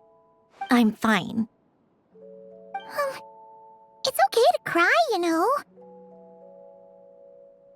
Cry? You've got to be kidding me. Save the comforting for someone who needs it, Paimon. The emotional side of my core algorithm. My emotion module has always been fully developed and operational. Ellen tried to tell me that too. I've just chosen to ignore her voice all this time. I suppose. Come to think of it, it's kind of like the aquarium on the ship. The aquarium? The old me took one look at it and saw something I would inevitably lose. So I stopped putting in the effort. Then, one by one, the fish all swam away, and the place became even more bleak and depressing. Pretty pathetic, right? Don't say that. A lot of people would feel the same. It just shows how much you care about what you have. Now? After seeing what you've done with the aquarium, I have to admit, I think it's beautiful. It's like you said, we get to keep the things we gain along the way. And those are things that can never be replaced, because we choose to hold them in our hearts. Well said. Besides, I've already died once. I'd be stupid not to make the most of this second chance. Right. Earlier you, or your inner self, mentioned something about her wish. What was it? You think that's something you can just ask, and I'll tell you. Think again. I may have accepted my emotional self, but I'm not about to go all soft and mushy on the inside and pour my heart out. That said, taking a step in the right direction couldn't hurt. starting with cleaning some old aquarium tanks of my own. Huh? Metaphorically speaking, I mean. Come on, let's head back to the ship. I need to talk to that shaman. Huh? Resentful lost souls? You couldn't get comfortable sleeping near the Opera Epicles, right? Well, I bet that's why. The Fountain of Lucine is where all the water in Fontaine gathers. So that's where the emotions within the water converge as well. Hold on. If it's souls we're dealing with, feeling uncomfortable should have been just the beginning. I should have been able to hear their voices or something. And under normal circumstances, I'm sure someone of your talents would have. The problem is, these souls are no longer complete. Remind me how they ended up like that again? You mentioned something about them being split apart? Yes, it's called soul severing. Renee of the Nartsitzenkreuz Ordo came up with it. After learning of Fontaine's impending doom, Renee thought if he could find a means for the soul to live on in perpetuity, it might ensure the world's salvation. Soul severing was the first step of his research. Unfortunately, his theory of the four orthants was imperfect at the time, and a failure along the way caused his physical form to dissipate. Jakob, another member of the Nartsitzenkreuz Ordo, sought to carry on Renee's legacy and restore his physical form. He even used some of the people who stood in his way as test subjects for his research. By severing their souls? Yes. After Renee successfully awakened, the two continued their research, and all the severed souls ended up merging into Renee's consciousness. After you saved Fontaine by turning Fontainians into true humans, these souls returned to the ley lines. But the souls severed before Renee awakened had nowhere to go, doomed to forever wander the waters of Fontaine as listless spirits. Almost as if they exist outside the bounds of this world. Unrecognized by the ley lines or fate. No wonder I couldn't sense them.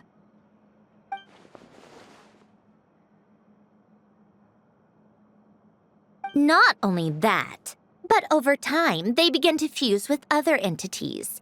Their inner resentment lured in all sorts of evil beings, which corrupted and defiled them into nothing more than accumulations of filth. But the full transformation must have been recent. Otherwise, the Udex surely would have noticed. Wait, no, he must know already. That would explain the underwater Melazine patrols. No wonder I kept running into officers from the Mara Chaussee Phantom earlier. In that case, let's go find Nervalette and we can sort it out together. No, not just yet. Why not? For one, the diplomatic castle alone would be a nightmare. Even though I haven't reported back to Snezhnaya yet, I'm not planning to leave the Fatui anytime soon. Besides, with me here, success is a done deal. Involving other people would just complicate things. All I need is for Miss Seatlolly to help pinpoint the location of this monstrosity. Think you can do it? With my eyes closed. This is what I do. I'm a lot better at it than manning a desk, at least. But, how exactly do you plan on resolving this soul stuff? Even to me, there's no obvious answer. Seems pretty complicated, all things considered. Just trust me. I have the perfect solution. Oh, all right. If you're that confident, we'll follow your lead. Why the sudden interest in helping Fontaine with this, Androne? You never knew Renee and the others, right? No, I didn't. And you're right. This problem has nothing to do with me. I wouldn't get within 10 feet of the Nartsitzenkreuz Ordo or its members. But in his later years, Elen told me he regretted not helping his best friend when he needed it the most. He also felt sorry towards Marianne for being too lost in his mechanical research to look after her properly. If he were still with us, I think he'd do the same. He might have a few choice words to say about it, but even after everything, He wouldn't leave his friend's mess for someone else to clean up. Friends shouldn't hold grudges or leave behind regrets. Fixing what happened between him and Renee was one of his greatest wishes. All I'm doing is fulfilling it in his stead. You know, you really do seem a little different now. You mean everything that just happened wasn't for nothing? Why, thank you for pointing out the obvious, Paimon. Just washing off the grime of the past. Turns out, a lot can build up after being ignored for so long. What's this about aquarium tanks all of a sudden? They go off on some grand adventure and what? Now they have their own private code? Stupid. All right then, Lolly. Tracking this thing down is up to you. Huh? Oh, right. No problem. You got this, Granny Eatsley! You! Come with me to Hotel de Boer for a drink. Right now. Why? Because I said so! Miss Guillotin, I'll report back on the location tomorrow morning. Just need a drink or two first to bolster me up. Well, don't let me keep you. All right, you. Time to go. I've got scores that need settling. Huh?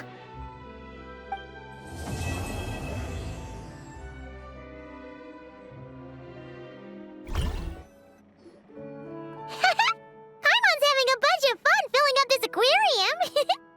Since Sandroni doesn't mind, we should definitely catch some more fishies and make this place extra beautiful. Hey, you two. Come over here. Huh? Is everything all right? Here. This is for you. What is it? It's an underwater mobility device I've been working on. Huh? Wow! That's so kind of you, Sandrone. It's just a simple mechanical device. I saw the way you were catching fish and... how should I put this? It seemed somewhat unsophisticated. To be perfectly frank, I found it quite difficult to watch. Was it really that bad? It was inefficient, unskilled, and completely and utterly inelegant. No need to apologize. Everyone has their own ways of doing things. But seeing as you plan to keep adding to the aquarium, it might be best if you use this device.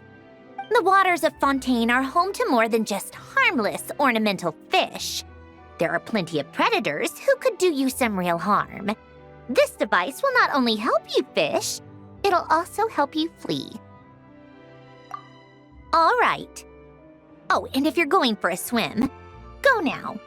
And don't forget to tell me what you think of the device. I can always make more adjustments if you have any feedback. Hello there, Traveler and Paimon. Miss Guillotin mentioned you've been running an aquarium. Naturally, I accepted her invitation to come serve as a marine consultant. Great! With head nurse Siegeween around, we won't have to worry about the little fishies getting sick. Since you asked me to look after the animals at the Chevalmoran Film Fantasyland, I've picked up a few tricks of the trade. It turns out looking after animals isn't all that different from caring for patients. Well, the well-behaved ones at least. But that's the thing. Not all fish are well-behaved. So on top of looking after the ones you already have, I have a few ideas for inpatient therapy that I'd like to discuss. The word from Officer Seaseth is that certain wild fish have been getting unusually aggressive lately. Apparently, they're attacking other creatures, as well as divers and even small boats. I was wondering if we could invite them to the aquarium for some rest and relaxation. At the very least, it'll keep them from causing any more trouble. Once they're here, I can look for a way to cure their sudden bad temper. That way, we can help the fish and the waters return to normal. And you can add some unique guest performers to your aquarium. What a wonderful idea! All right. I'll give you all the intel I have on where to find those aggressive fish. The rest is up to you. Oh, you've been bringing back so many fish lately. The aquarium is starting to look like a real ocean habitat. We're practically pro-fishy fetchers already. You appear to take great pride in your work. You betcha! But behind the sense of accomplishment, there's something else. Something more like... Yeah, that's it. That's how Paimon's feeling underneath. Why's that? Paimon's not sure. It just feels like something's missing. Oh, that's it. We're missing visitors to come and admire our amazing handiwork. You're saying you want to open the aquarium to visitors? Would that not be okay? If that's the case, just leave everything to us. We'll take care of advertising and all the day-to-day stuff.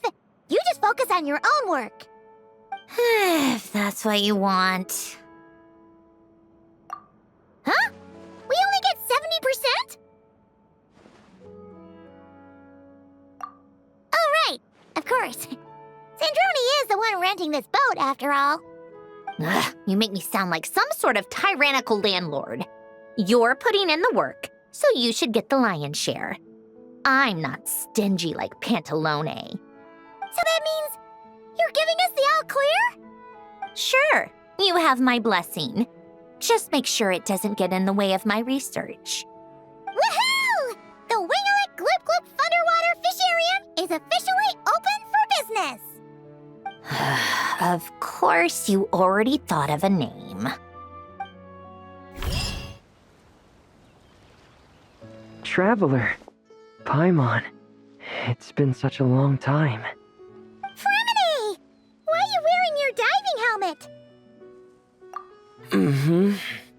Things down there have been a bit hectic lately.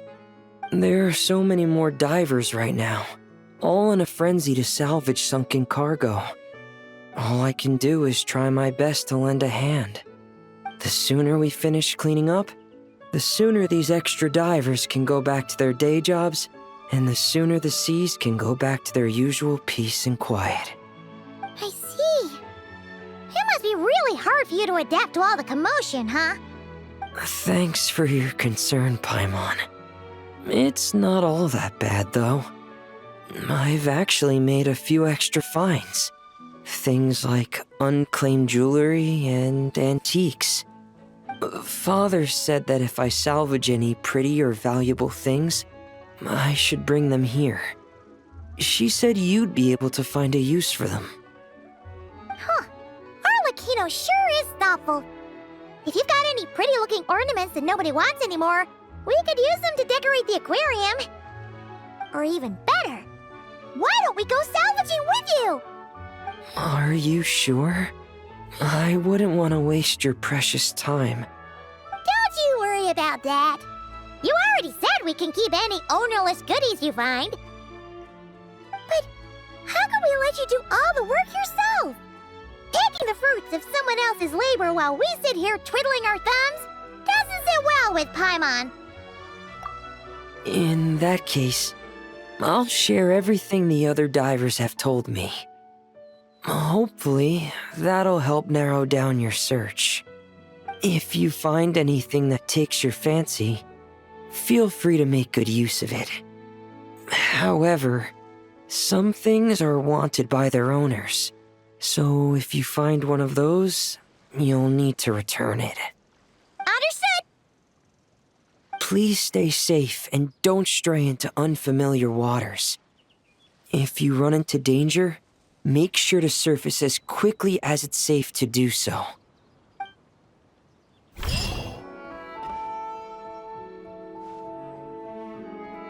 Traveler, Paimon. Don't worry, I know what's up. It seems that the reason there have been so many divers around lately is because everyone's trying to clear away all the underwater junk. They're trying to get the environment back to normal as quickly as possible. If that's the case, I should really double down on my own efforts to help. If the underwater pollution gets any worse, the colors of the Rome maritime flowers will fade. And that's not all. I don't want to think about all the awful things that might happen. Let's work together to clean up the sea! Hey, Fremini, we found this pretty awesome looking thingy underwater. We think it might be part of a musical instrument. What do you think? Sure. Oh, wow. This is really intricate. I've studied a fair few mechanisms, but I've never seen anything this detailed or unique. Looks like it's missing some components, though. You'll need to find the rest if you hope to restore it to working order. That's all right. We're not in a hurry. Though, Paimon is curious to see what it looks like once we've put it back together. All right, I'd better head back down to help with the cleanup. You two enjoy your rest. We will. Make sure not to work too hard yourself.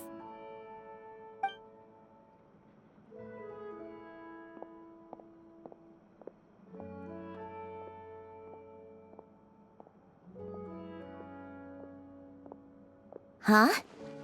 This thing. Did you fish it out of the sea? We sure did.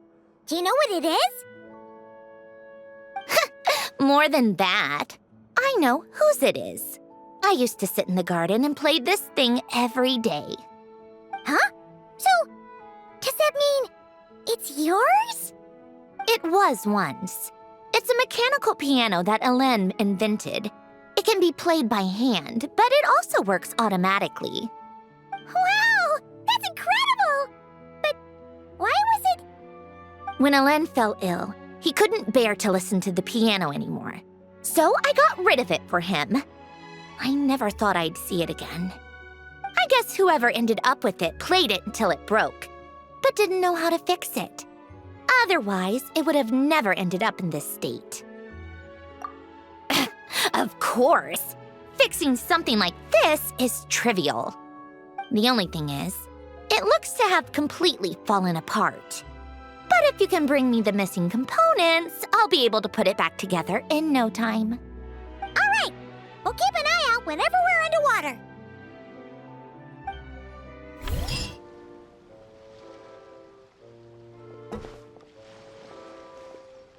Fremini?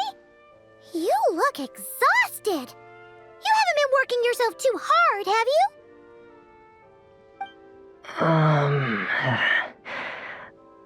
Hey, don't you go hiding inside your diving helmet. We're your friends. You'll feel a lot better if you let it all out. I guess you're right. I bumped into a real piece of work while diving just now. A real piece of work? Yeah. How can I explain it? According to Fontanian law, if an owner of sunken cargo accepts an insurance payout, the cargo becomes unclaimed property. Because of this, some people see diving as a way to get rich. They salvage things others have lost and sell them for more back on dry land. This line of work doesn't require much skill, which means there are plenty of divers who are, well, the sort who only care about money. They often resort to barbaric means to drive away fish and blubber beasts, just to gain access to valuable salvage. It's largely because of people like them that I don't pick up certain commissions. So that's what's bothering you. Huh. Paimon can really sympathize with how you feel. Just now, while I was diving, I ran into someone driving away the wildlife. I mustered up the courage and managed to stop them, but it ended with them saying some pretty unpleasant things.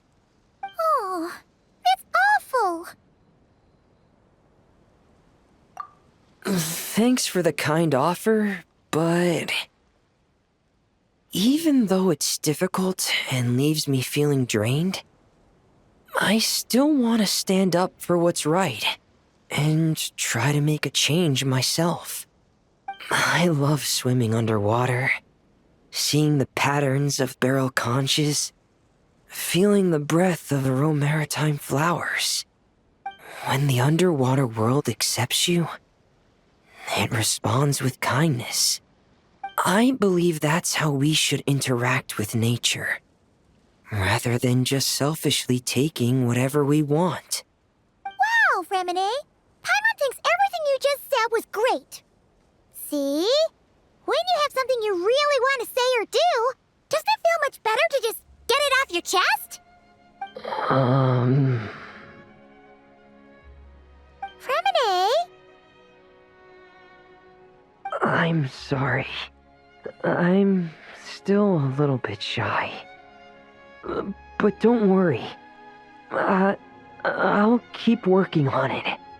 Oh, I almost forgot. Here's the latest underwater survey data. Please take it. I'm sure you'll find it helpful. Huh? Why does Paimon feel like there's an extra pool here all of a sudden? What does that sign say? Danger! Keep away! Oh, what does that mean? It means exactly what it says. Ah! Cindrone!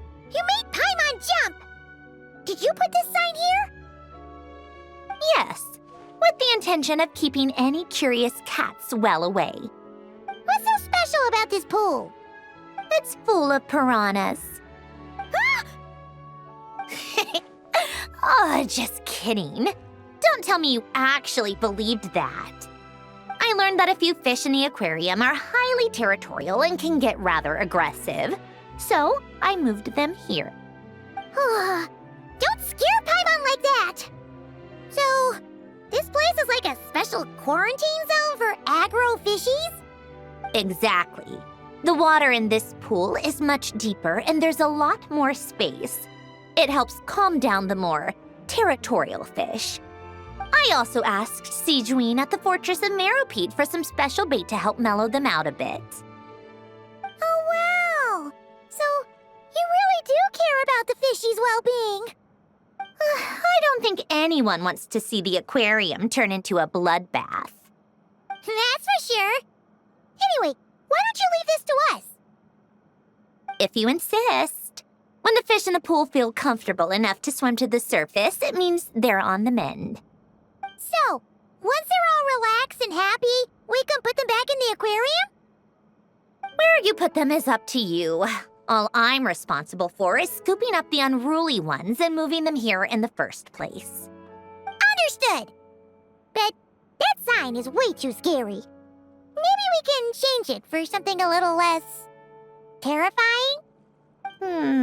If you want. They're your fish, so I'll leave it up to you.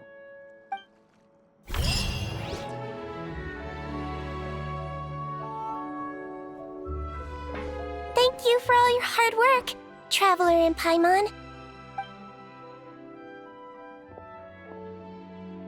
I have a pretty good understanding of our patient's condition now, so I've mixed them up some special melazine medicine. Adding these herbs to the water tank should help calm them down. So, you're basically turning the whole tank into a giant health spa? Huh. That really is a plan that only you could pull off, Sijuin. You're spot on. I'll need to invite a whole variety of different fish here for physical examinations before I can determine exactly what's wrong. I'll put together a list of patients to check based on the characteristics I need. I'd appreciate it if you could keep a close eye out for any fish that meet the criteria.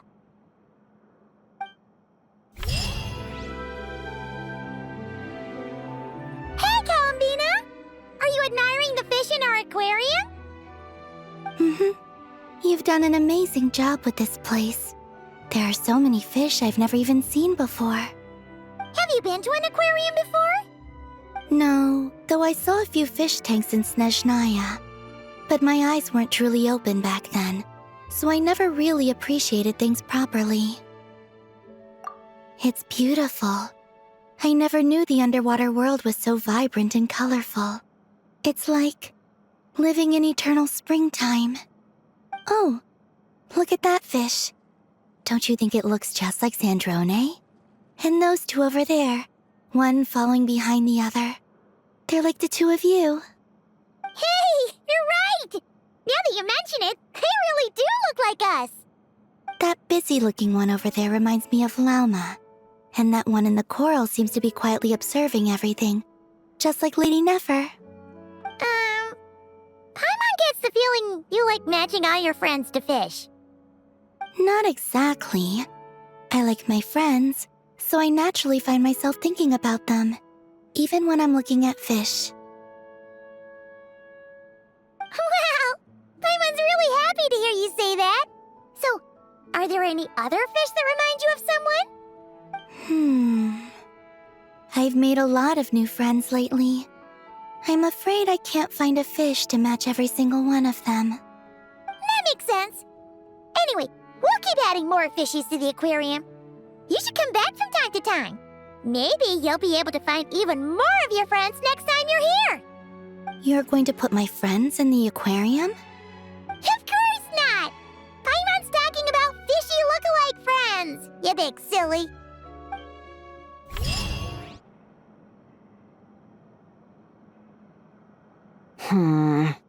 I think this one.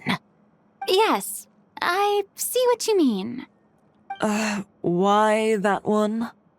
Look at the color of its tail. It's the most fashionable thing in the whole aquarium. The colors are a bit loud for my taste, but all right, I'll take it as a compliment. Whoa! Look at all these people! Is everyone here to see the fish? I just wrapped up a scene, so I'm taking time out to admire your aquarium. What were you talking about just now? We were trying to decide which fish looks most like Chiori. You guys do that too? Oh, well, it was actually Columbina who mentioned it originally. It sounded like fun, and then before we knew it, we were doing it too. So, it's contagious. Oh, look. That one's just like you, Chevrus. What do you mean? Never still, swimming laps around the tank. Just like you. Training every second of the day. Is that how you see me?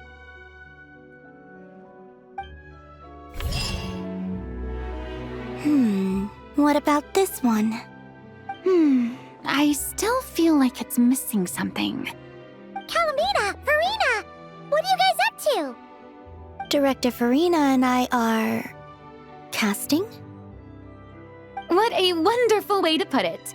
But the actors we're looking for just so happen to be fish. Fish can be... actors? Animal actors are hardly a rarity these days. We're looking to cast a charismatic little fishy with just the right attitude to shoot some B-roll. It's essential for setting the mood.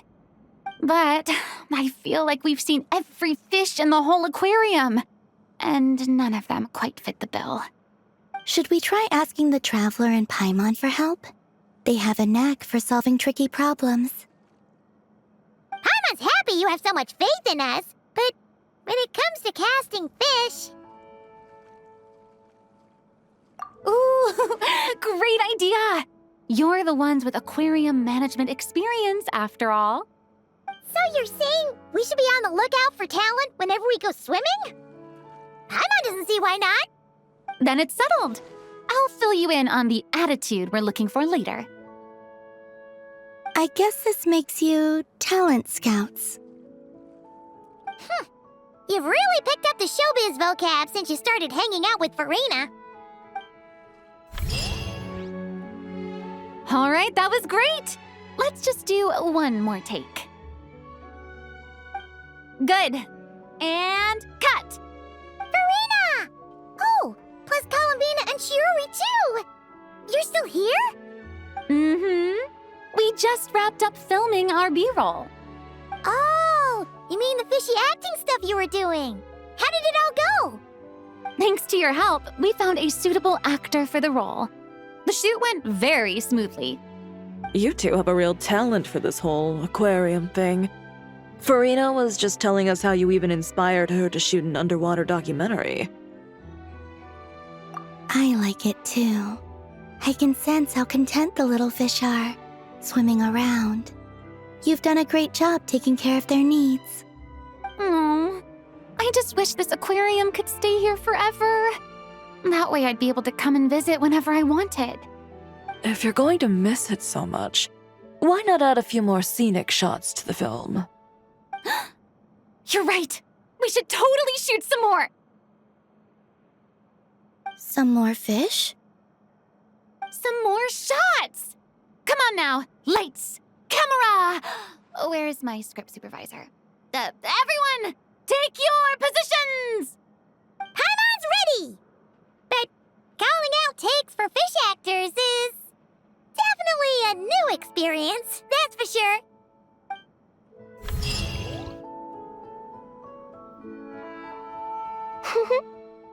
Well-behaved little fish swimming to and fro in spacious, carefully arranged tanks. It really is a beautiful sight. That's why our aquarium's so popular.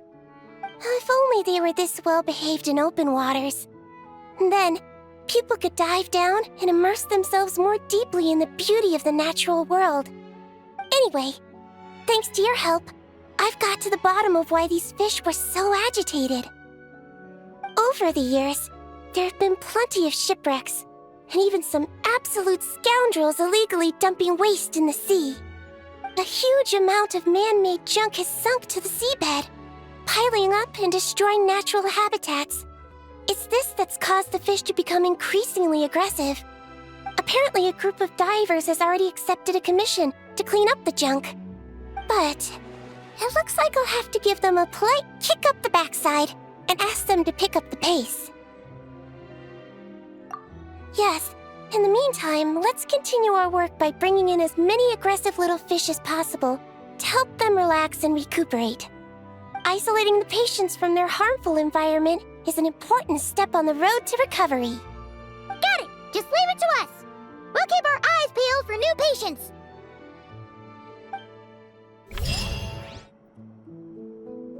Aha! Everything's going smoothly. I'm convinced that our search for a cure is entering its final stages. But, besides finding a few more aquatic patients to complete the list, I have another more particular request.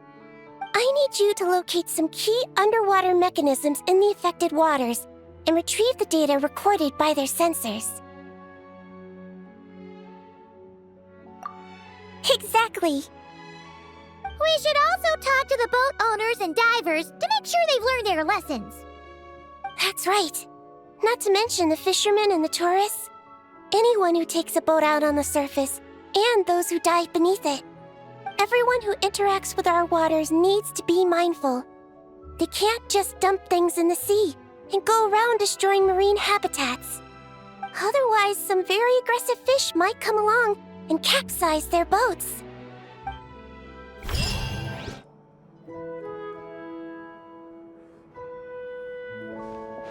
Traveler, Paimon, I have some wonderful news. Everything's finally in place. Operation Agrofish De-Escalation has been a huge success. Once the divers have cleared away all the underwater debris, and our patients are a bit more relaxed, we'll be able to return them back to the wild. You've been working just as hard as us, Seedween. I've written an incident report and submitted it to the Palais Mermonia. A specialist in this field should be drafting relevant regulations and will notify the appropriate agencies soon. I've also heard that some reporters and at least one director have shown great interest in this matter. Who knows? Maybe we'll even get to see a film about the importance of protecting aquatic environments one day. That would be awesome! You can talk to people all you want, but they'll always be careless or stubborn folks who simply won't listen. They need to see something really scary. Make them think that if the environment gets completely ruined, the fish will mutate into giant, invincible monsters and destroy everything. Give everyone who throws junk in the sea the scariest, most terrifying nightmares. That'll teach them to respect nature. What a wonderful idea.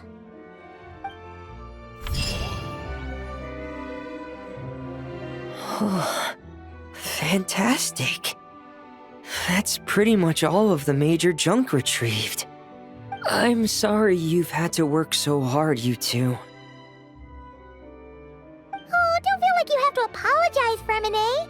The way Paimon sees it, we haven't been working. We've been fishing up goodies. Thank you. I've had such a happy and fulfilling time. And it's all thanks to you. You're welcome. Besides, it was a team effort. And Paimon thinks you've made some real progress. You've been a great help both underwater and on land. Oh, all right. I'm sorry. Besides, thank you. I really don't know what else to say at times like these. Maybe I still need a little more practice? Take your time. There's no hurry. Just keep working on it at your own pace.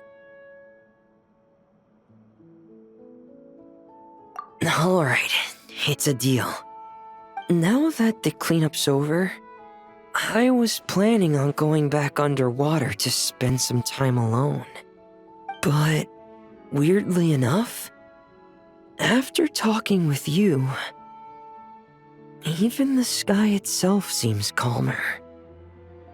I just wanted to share this feeling with you. Anyway, I'd best head back and meet up with Linny and the others. I'll leave the rest of the underwater survey data with you. I hope you find what you're looking for.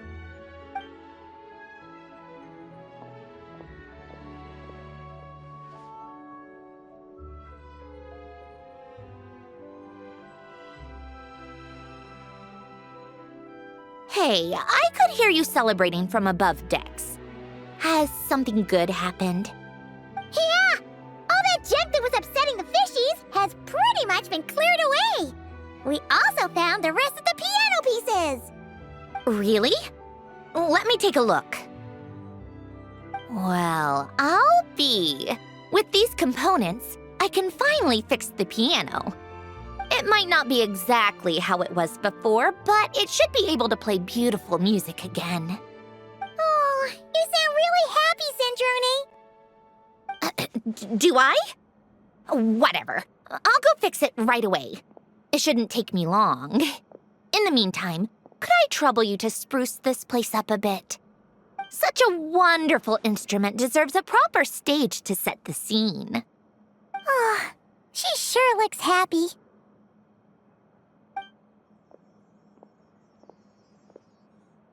Whoa! What a beautiful piano! Of course it is. It was me who fixed it after all. I also reinforced the mechanical linkages and retouched the exterior. You two didn't do too badly yourselves. The stage is truly worthy of this piano. It was nothing! Anyway, that's enough chit-chat. Aren't you gonna play us a song? Huh? Right now? When else? Why fix the piano if you're not gonna play? How about we leave the performance on hold for today? There's plenty of time for me to play for you later. Absolute nonsense. I just want to sit with it quietly for a while and reminisce about the past. And don't think a few cheap taunts are gonna get me to play. Practice first, performance later. Hold up. These accounts. Are you sure you haven't miscalculated? Huh? Isn't anything wrong? Have you really made this much profit? Do you really think I'm that petty? I'm just amazed you've done such a good job running the aquarium. Paimon thinks the Fontiналия Film Festival deserves some of the credit. This much revenue. Even after paying off the Wingalet's rent, there's still a sizable profit left over. Not in the least. I have no delusions regarding my business acumen. Constructing machines and studying formulas is where my passions lie. That said, seeing this place transform from a fishless room into what it is now really has felt like a miracle. Well, we owe you credit for lending us the space. It's so rewarding to see all our work bring so many people joy. Don't you think, Syndrone? Maybe a little. Only a little? I told you, I don't care about that. See, Lolly sure drank a lot last night, huh? Wonder if she's even awake. Good morning. Columbina! Oh, you sure know how to make an entrance. What are you doing here? We just finished filming a last-minute scene, so I came up to get some fresh air. The others are still down below discussing what the final scene should be. You mean, how it should end? Yes, they're torn between whether the heroine should reunite with her old friend or not. Ah, because the whole point is that she came to her friend's homeland to search for her, right? Oh, Paimon almost forgot the plot! Yes.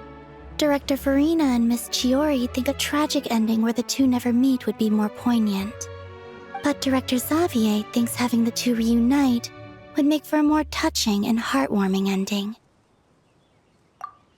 Me? I'm not sure. On a personal level, of course I want to see her again. Of course I want to experience that moment where we reunite. Even if it's just for the cameras. But that means an actor would have to take her place. And that makes me feel... Oh. Huh?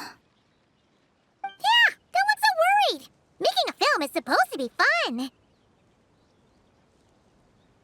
Besides, it's all gonna work out. You can trust Paimon on that. Work out? How? Well, you know. Yep, exactly. Okay, I trust you. I'll just focus on having fun for now. Well, well, look who we have here. Traveler and Paimon. Oh, the lighting specialist and clapper loader that never were. Yeah. We kinda went AWOL, didn't we? Sorry about that. Seriously, don't worry about it. Everything's going smoothly on our end, so just do what you need to do. You seem to be in better spirits now, Miss Columbina. I apologize if our earlier discussion put you on the spot. It's okay, I'm fine now. The Traveler and Paimon talked me through it. So, what are your thoughts on the ending then? Should we have them reunite or not? We should tie everything up in bows. Huh?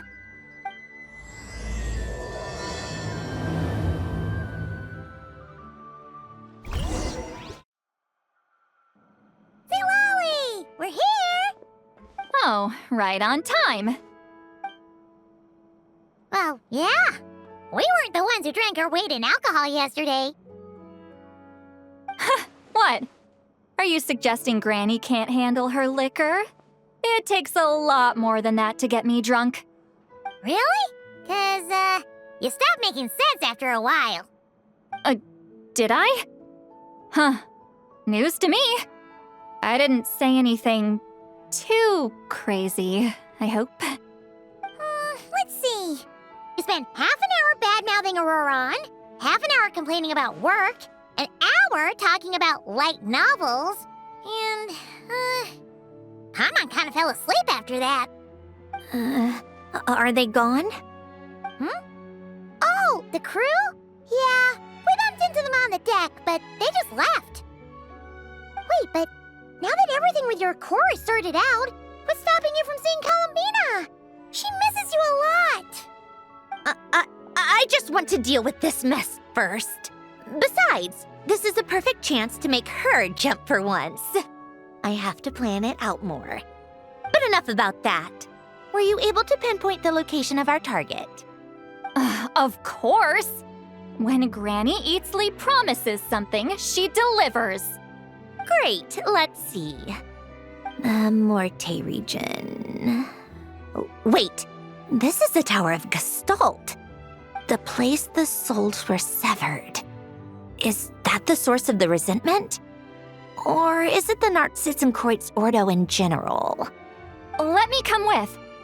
This thing's movement isn't fixed. If it's not at this location when we get there, I can use a ritual to summon it. You've already gone to more than enough trouble. I don't mind. These old bones have nothing better to do anyway. Summoning a spirit isn't going to do me in. Besides, if I don't go, they'll just have more inside jokes I can't join in on.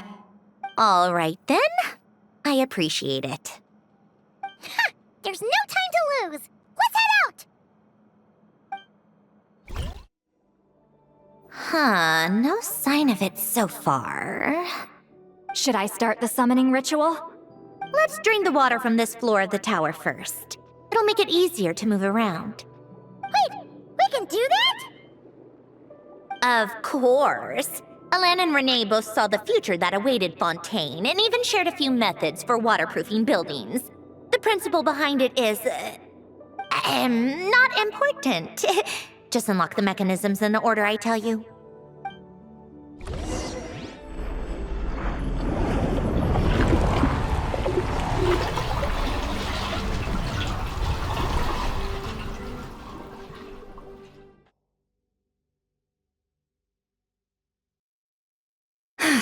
Ready?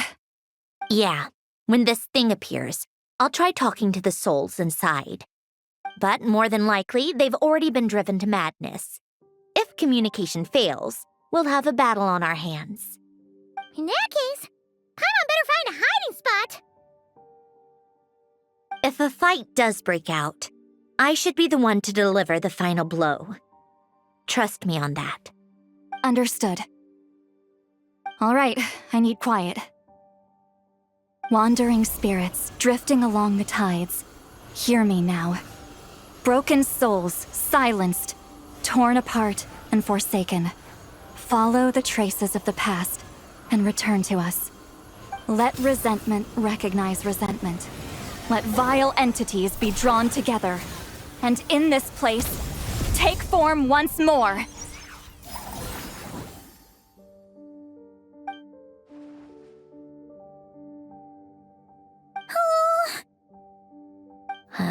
What now? Is that it? This is exactly why I deal in math, not magic. How are we supposed to know what stage the spell is at? It's like there's no logic to speak of. Mechanical science is so much easier to... Watch out! Hey, you! Or whoever's inside of you. I need you to listen to me. I'm a descendant of Fontaine's Lord Artificer, Alain Guillotin. I can make you whole again and return you to the ley lines. You just need to work with me here.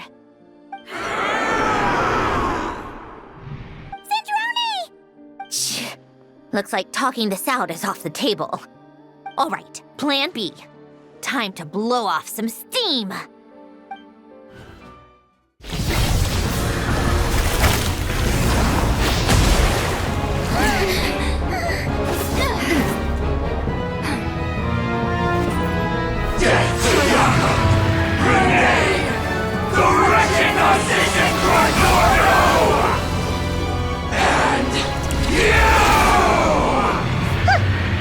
I told you I'm not like them.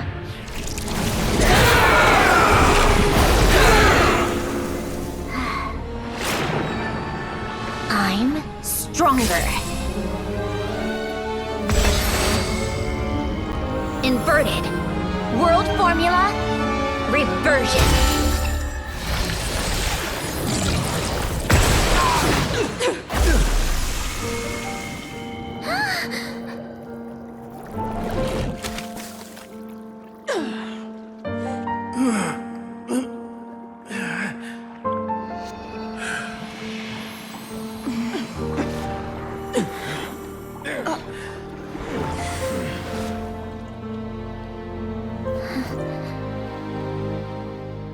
Be at peace among the tides. Lost souls.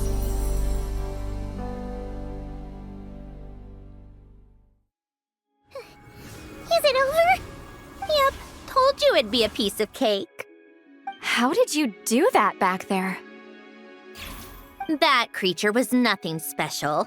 Add a bunch of souls with nowhere to go, a touch of malicious energy, a few impurities, and a whole lot of resentment, and that's what you get. All I did was separate the original souls from the rest of the filth, allowing them to be accepted by the current rules of the world. The principle behind the world formula is divergence. Starting from a point of origin, it deconstructs and reconstructs the possibilities of the world to find certain answers. So, it would follow that reverse calculating the world formula allows us to achieve convergence and restoration instead. Using a numerological array, I was able to do just that. It's similar to the concept of homological reduction in mathematics. I reduced them to the basic fundamental essence of their being without changing their underlying nature. That meant... never mind. Judging by all the blank stares, I'm guessing you don't actually care. I think I finally understand how Outlanders feel when I ramble on about shaman stuff. Point is, it was super impressive! You really are amazing, Sandrone! You're just realizing that now.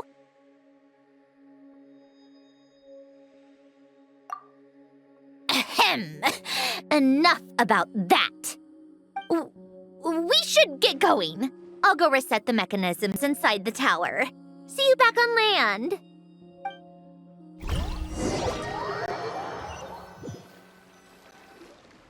Well, that's one old mess for the books. Glad to have that over and done with. Feels nice to do a good deed every once in a while. You helped everyone out a bunch in Not Cry, too. Kinda seems like you're just a good person at heart. I wouldn't be so sure. I'll be heading back to the Fatui soon enough. You two are too trusting sometimes. Fine. Just don't say I didn't warn you when it comes back to bite you. Well, where to next? Back to the ship? Yeah! Your personal business, the Narcitsan thing, it's all resolved. That means you can see the people that need seeing now, right, Centrone? Everyone's gonna be so happy you're back! You wouldn't catch me dead admitting to this before, but... yeah, I really have missed everyone. Columbina's a special case, though. This time, I'm definitely getting her back for all her annoying antics over the years.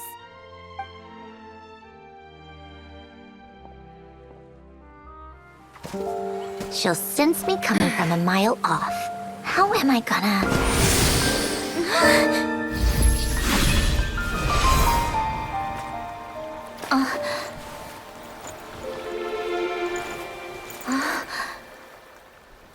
Sandrone? Is it really you? You're back? You didn't tell me. You avoided me. Why?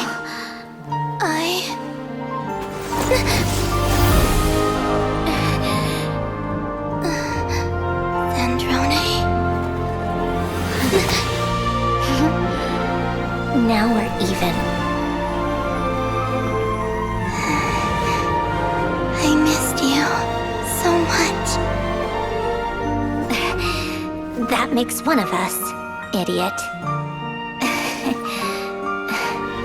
I'm here, Columbina.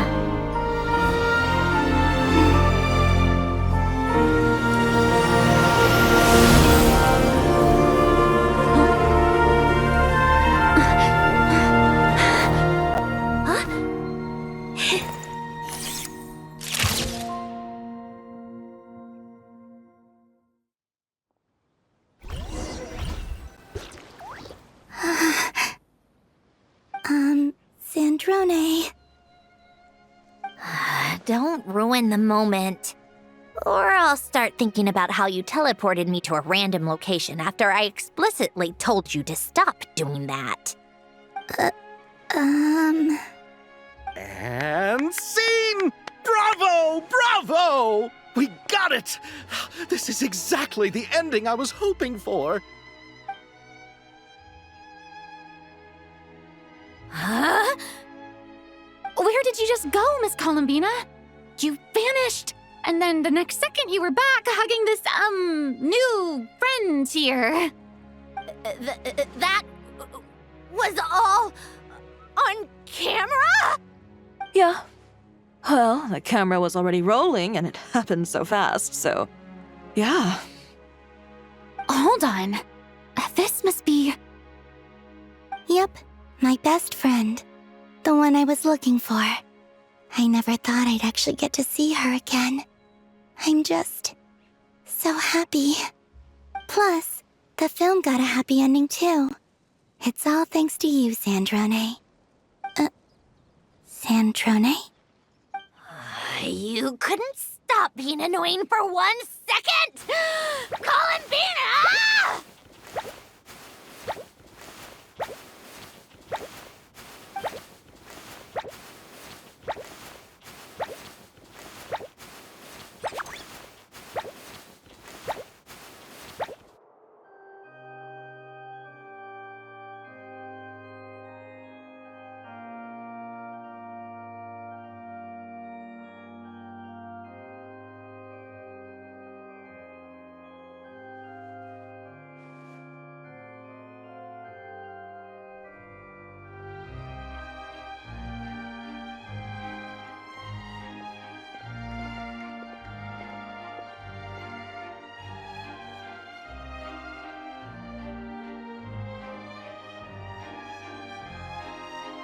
As expected, going to the opera house is the true way to enjoy a film. You get to see the audience's reaction in real time, too. The ending seemed to be received quite well. I can't believe you let us include that in the final cut, Sandrone! You even agreed to help us reshoot a couple of shots. Thanks a million. Most of it was caught on camera already, so it's not like I had much of a choice. Besides, the film I'm in is going to be anything less than perfect. What are you laughing at? Nothing. It was just interesting to see us on screen together. I'm glad this moment is going to be preserved forever. Just a pity we didn't take home the Farina Award this time around. Well, artistic films can rarely compete with commercial ones. You should have prepared yourself for this the minute you changed the script. True. Oh, did I hear someone mention the Farina Award? Come on, don't gloat. I won't. Our crew winning the Farina Award was a team effort after all. Costume design, script adaptation. Ooh, and the practical effects were so realistic. The flames and explosions even made me jump while we were filming. A lot of the effects were based on actual items the Special Patrol confiscated from criminals. Who knew they'd serve another purpose, right? But it turned out amazing! Really brought the thrilling scenes from the novel to life. Fontaine's film industry is seriously impressive. Which film did you vote for, Silali? Isn't it obvious? Great Detective Herlock, of course! That's the whole reason I'm here! You all should be proud, though. A lot of critics are saying really good things about your film, too. Longing and loss, searching for something even after it's gone. It's a film that makes you think about life and how important it is to explore those themes. Well, that is what the art of storytelling is for. Watching a film with friends is so much fun! There's so much to talk about! Ooh, let's throw a celebration later then! We're all old friends! Oh, we could find a place and chat to our heart's content! How about the Winglet? That's perfect! Friends and family are more than welcome too. So if you want to bring people, don't be shy. You all can head over first and make yourselves at home. I'll bring over some refreshments in a bit. I just have one more stop to make first. Can I come? Fine. Not like you'd listen if I tried to stop you.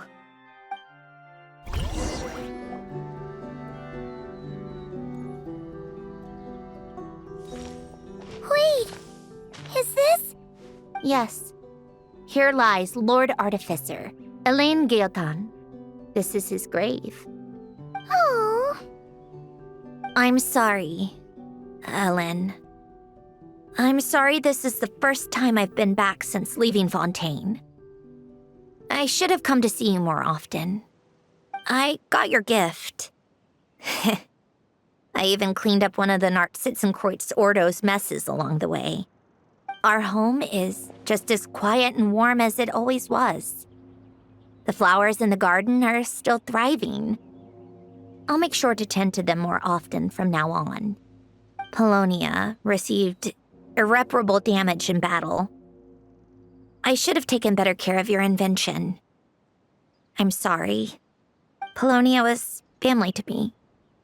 Just like you. You always said I was a fast learner. But I'm not so sure. It took me far too long to learn the things that truly matter. I never said this to you back then, but thank you for creating me. For giving me the chance to experience life. Being your family meant everything to me. Absolutely everything.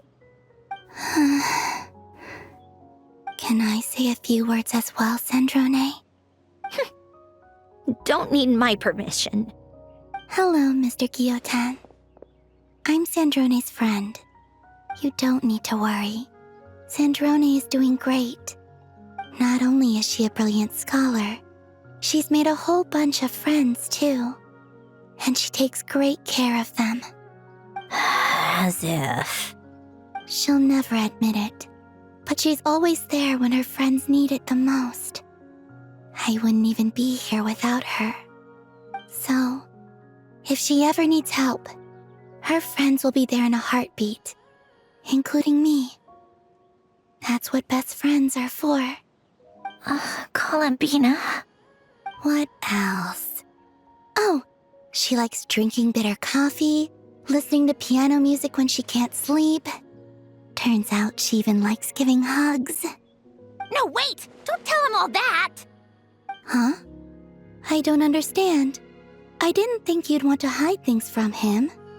Well, yeah, but there are still things I don't want to say. Okay. I'll come by myself and tell him for you then. That's not what I meant! All right. Enough with the speeches. If no one has anything else to add, let's just leave it there. Should we say a few words too? Kinda seems like Columbina said it all. Oh, great idea!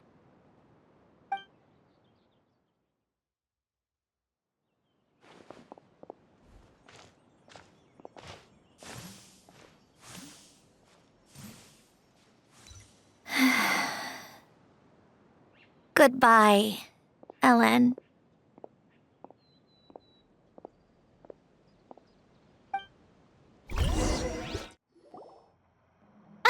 You made it! The party's already started. Oh, but, you didn't bring anyone else along? I thought you headed out to invite some friends. We did invite a friend, actually. She'll be here soon. She's even bringing some desserts to have over tea. You should join us later, Miss Farina. I do love a tea party. Then don't mind if I do. This seems like a fun occasion. Let's go talk with everyone. Good idea! We'll introduce you to all our old friends.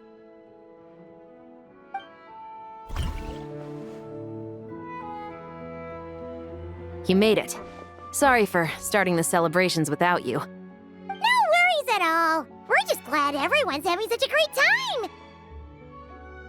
Oh, right. You've probably seen them around already, but let us introduce you for real. This is... Miss Columbina and Miss Guillotin, right? Oh, we saw the film you were in. It was so touching. Yep. This one started bawling her eyes out right next to me in the theater. I know. I didn't bring nearly enough tissues. Thanks. We saw your film too. I memorized all your names. Oh, guess we can skip the introductions then. Our effects were pretty over the top, right? Some of the extras in the big scenes were actual members of the Spina di Rosula. So basically, your contribution was creating realistic-looking chaos. That wasn't the only realistic aspect. Miss Chevres and Miss Emily were also kind enough to lend their expertise on criminal investigations and forensics. Oh, it was nothing. I was just honored to take part and help out. Wow! No wonder your film turned out so good! You basically had an expert in every field. Talk about a stacked crew! Oh, speaking of, want to join in on a round of tabletop troupe later, Miss Columbina and Miss Guillotin? I mean, what better place for a party than a party? Here we go again. That sounds interesting. Yes! Persuasion successful! What about you, Miss Guillotin? I guess one round couldn't hurt. Critical success!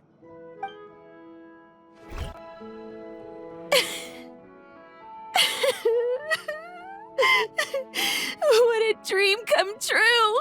For once, it all worked out! I can die without regrets. Let's not get too ahead of ourselves, Director Lapine Pauline. What was in that piece of cake you just handed her, Escoffier? Maritime flowers, eggs, flour, same as all the other pieces. What, you think I tampered with it?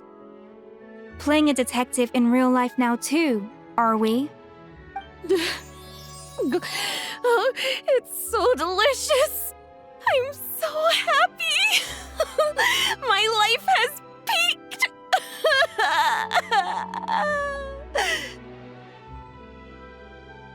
Miss Lapine Pauline, look who I brought! Master! Wait, what happened to your face? Why are you crying? Never mind my face. Here, let me introduce you. This is Miss Charlotte and Miss Escoffier. Things are sounding lively over here. Oh, look who it is! Perfect timing. I was so busy with the shoot, I feel like we barely got to talk. Ah, and the elusive Miss Guillotin. It's great to see you. Thank you so much for letting us use the boat free of charge. That was so generous of you. Oh, right. Introductions. This is Miss Charlotte and Miss Escoffier. That's kind of you, but I didn't really do anything.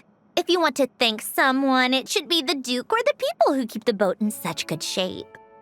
Right. I'll head over in a bit and do just that. Miss Columbina? Yes? Could I interview you sometime? I'll treat you to some gâteau de bord for the trouble. There's only a limited amount available each day.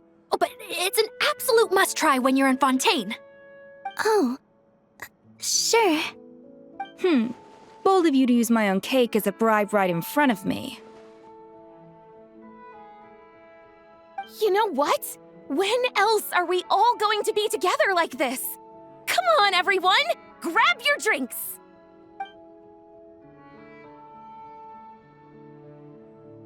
Are we going to toast? Yup! Come on! Sante! Granny Eatsley, you're really not going to let us borrow these cute little stuffed toys for our magic show? First of all, Seat Lalin and Eats Papa are Chi-Chi meal. They have inauspicious stars sealed within them, and they're my helpers, not toys. But the Grin Malkin Cat and Boggle Cat box are Linny and Lynette's helpers. And they still make good partners on stage. Agreed. We've never had a Chi-Chi meal pop out of our hats before. It would be quite the surprise. I think the audience would love it. If this was the Masters of the Night Wind, these kids wouldn't have even had the guts to say my name, let alone pester me like this. I'm terrible at dealing with requests like this. Oh, Traveler, quick, save me! You think you're so funny. Lady Sandrone. Lady Columbina. Hello. Don't look at me like that. I don't have any mechanisms for you to break. Don't be fooled by my sister's demeanor, Lady Sandrone. She's just as delighted as the rest of us to have you back. Well, I suppose when I'm not so busy, I could find some time when Arlecchino is around and bring over a few gifts to the House of the Hearth. You're too kind, Lady Sandrone. I'm sure just your visit alone would make Father more than happy. I just need to borrow them for a bit. I'll pull them out of my hat, give them a quick hug, then give them straight back. When did hugging become a part of it? Oh! I could lend you Pear, so you have something to hug in the meantime. He gives really good hugs. I don't need something to hug in the meantime. The issue was never the hugs. How about this? You can have 2 VIP tickets right next to each other. Excellent view. Right next to each other?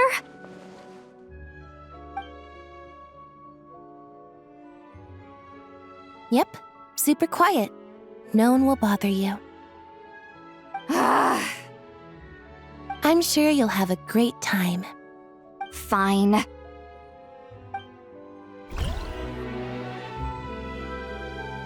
Wait a second! Mr. Baptiste and Veronique! You're here!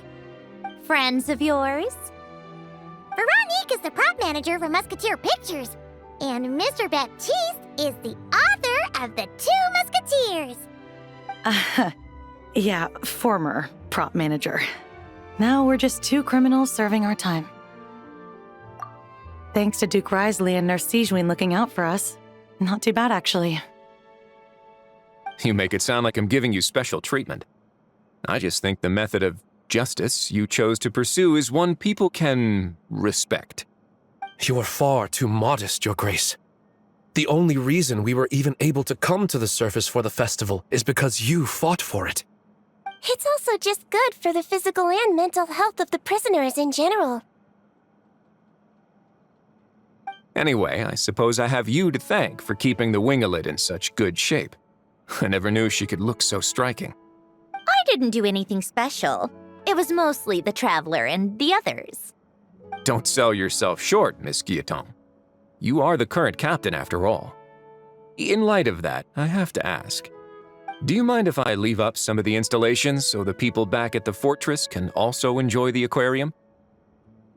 Huh? Like I said before, I just think it would be good for the inmates who clean and maintain the winglet to see their work put to good use. Besides, maintaining an aquarium is sure to be a lot more interesting than scrubbing rust off the walls and deck. Of course I don't mind. I'm grateful you even want to keep it. Great. Then it's decided. That's amazing, Sandrone. We should go hang out at the Fortress of Meripede later, then. You do know you just invited me to hang out in prison, don't you?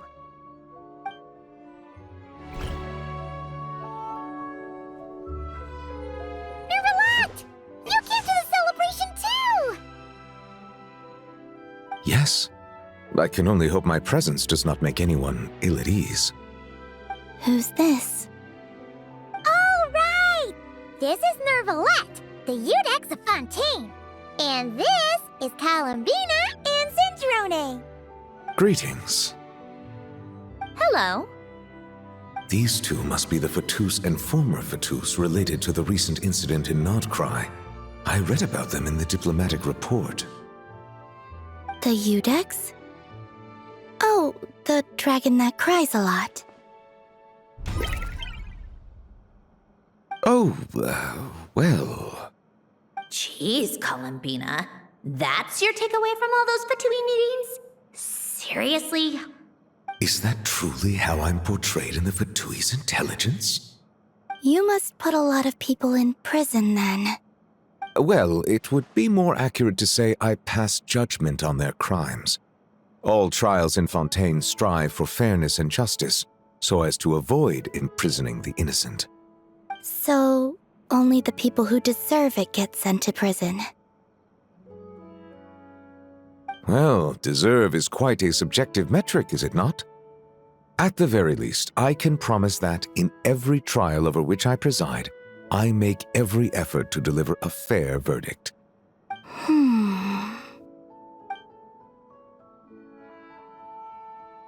Yeah. Oh, for the love of... what is she doing now? You seem like a good dragon. Not the kind that throws people in prison for no reason.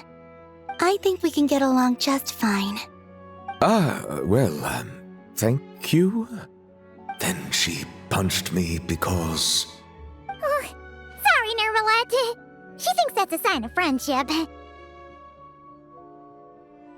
Where does she even pick up weird habits like that?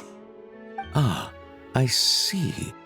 I believe I have observed people on the streets of Fontaine expressing affection in a similar manner. I suppose I now know what it feels like. Yes. Quite, abrupt. You know, these two are surprisingly alike. Oh, looks like Arlecchino's here. Come on, Columbina. Let's go have ourselves a tea party. Well, it's been quite some time since the three of us gathered to drink tea like this. Yes, but your tea is as good as ever, Sandrone. Of course it is. The pastries you brought aren't half bad either, Arlecchino. I'm glad to hear it. Are they to your liking, Miss Farina? If I remember correctly, this particular cake is your favorite. Yes, thank you. The tea and pastries are absolutely delicious. I can't believe I'm casually sipping tea with 3 harbingers. Or are some of them former harbingers? Who knows? Due to diplomatic reasons at the time, our last tea party was rather tense, wasn't it, Miss Farina? You have my apologies. But this is simply a casual gathering of close friends. So I do hope you can relax and enjoy yourself. Of course! I appreciate the hospitality, in both cases. Next time, let me be the one to treat all of you. I'm sure we'd all be delighted to have you join us more often. The same goes for you two.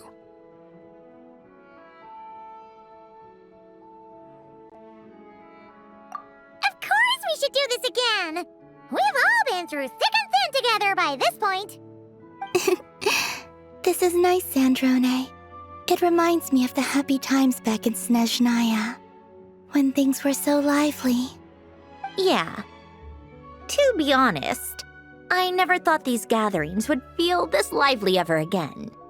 Well, I think I speak for all of us when I say we're truly glad you're back, Sandrone. Me too. I've realized that holding on to what matters doesn't just mean protecting what you already have. By reaching out and striving for something new, you can gain much more than you think. No, that certainly doesn't sound like something the old you would say. Well, I'm only going to say it once, so don't get used to it. Who knows? Perhaps your tea parties will only get livelier from here on out. Once you return to the Fatui, we'll have more opportunities to keep in touch in any case. I want to spend more time together too, but I don't want to go back to the Fatui. Well, Notcry isn't too far from Snezhnograd. It shouldn't be hard to find a place where we can all get together. Oh, and then I can sing for you, or put on some of your favorite music, just like the old days. speaking of music, I spotted a mechanical piano below deck. Is it yours, Miss Gyotan? Yes. Reclaimed, I suppose you could say. Why don't you play something for us? Huh? In front of all these people? Yes, why not? You play so well. Yeah, come on! Just a little, please? For the love of... Fine! One piece, and that's it.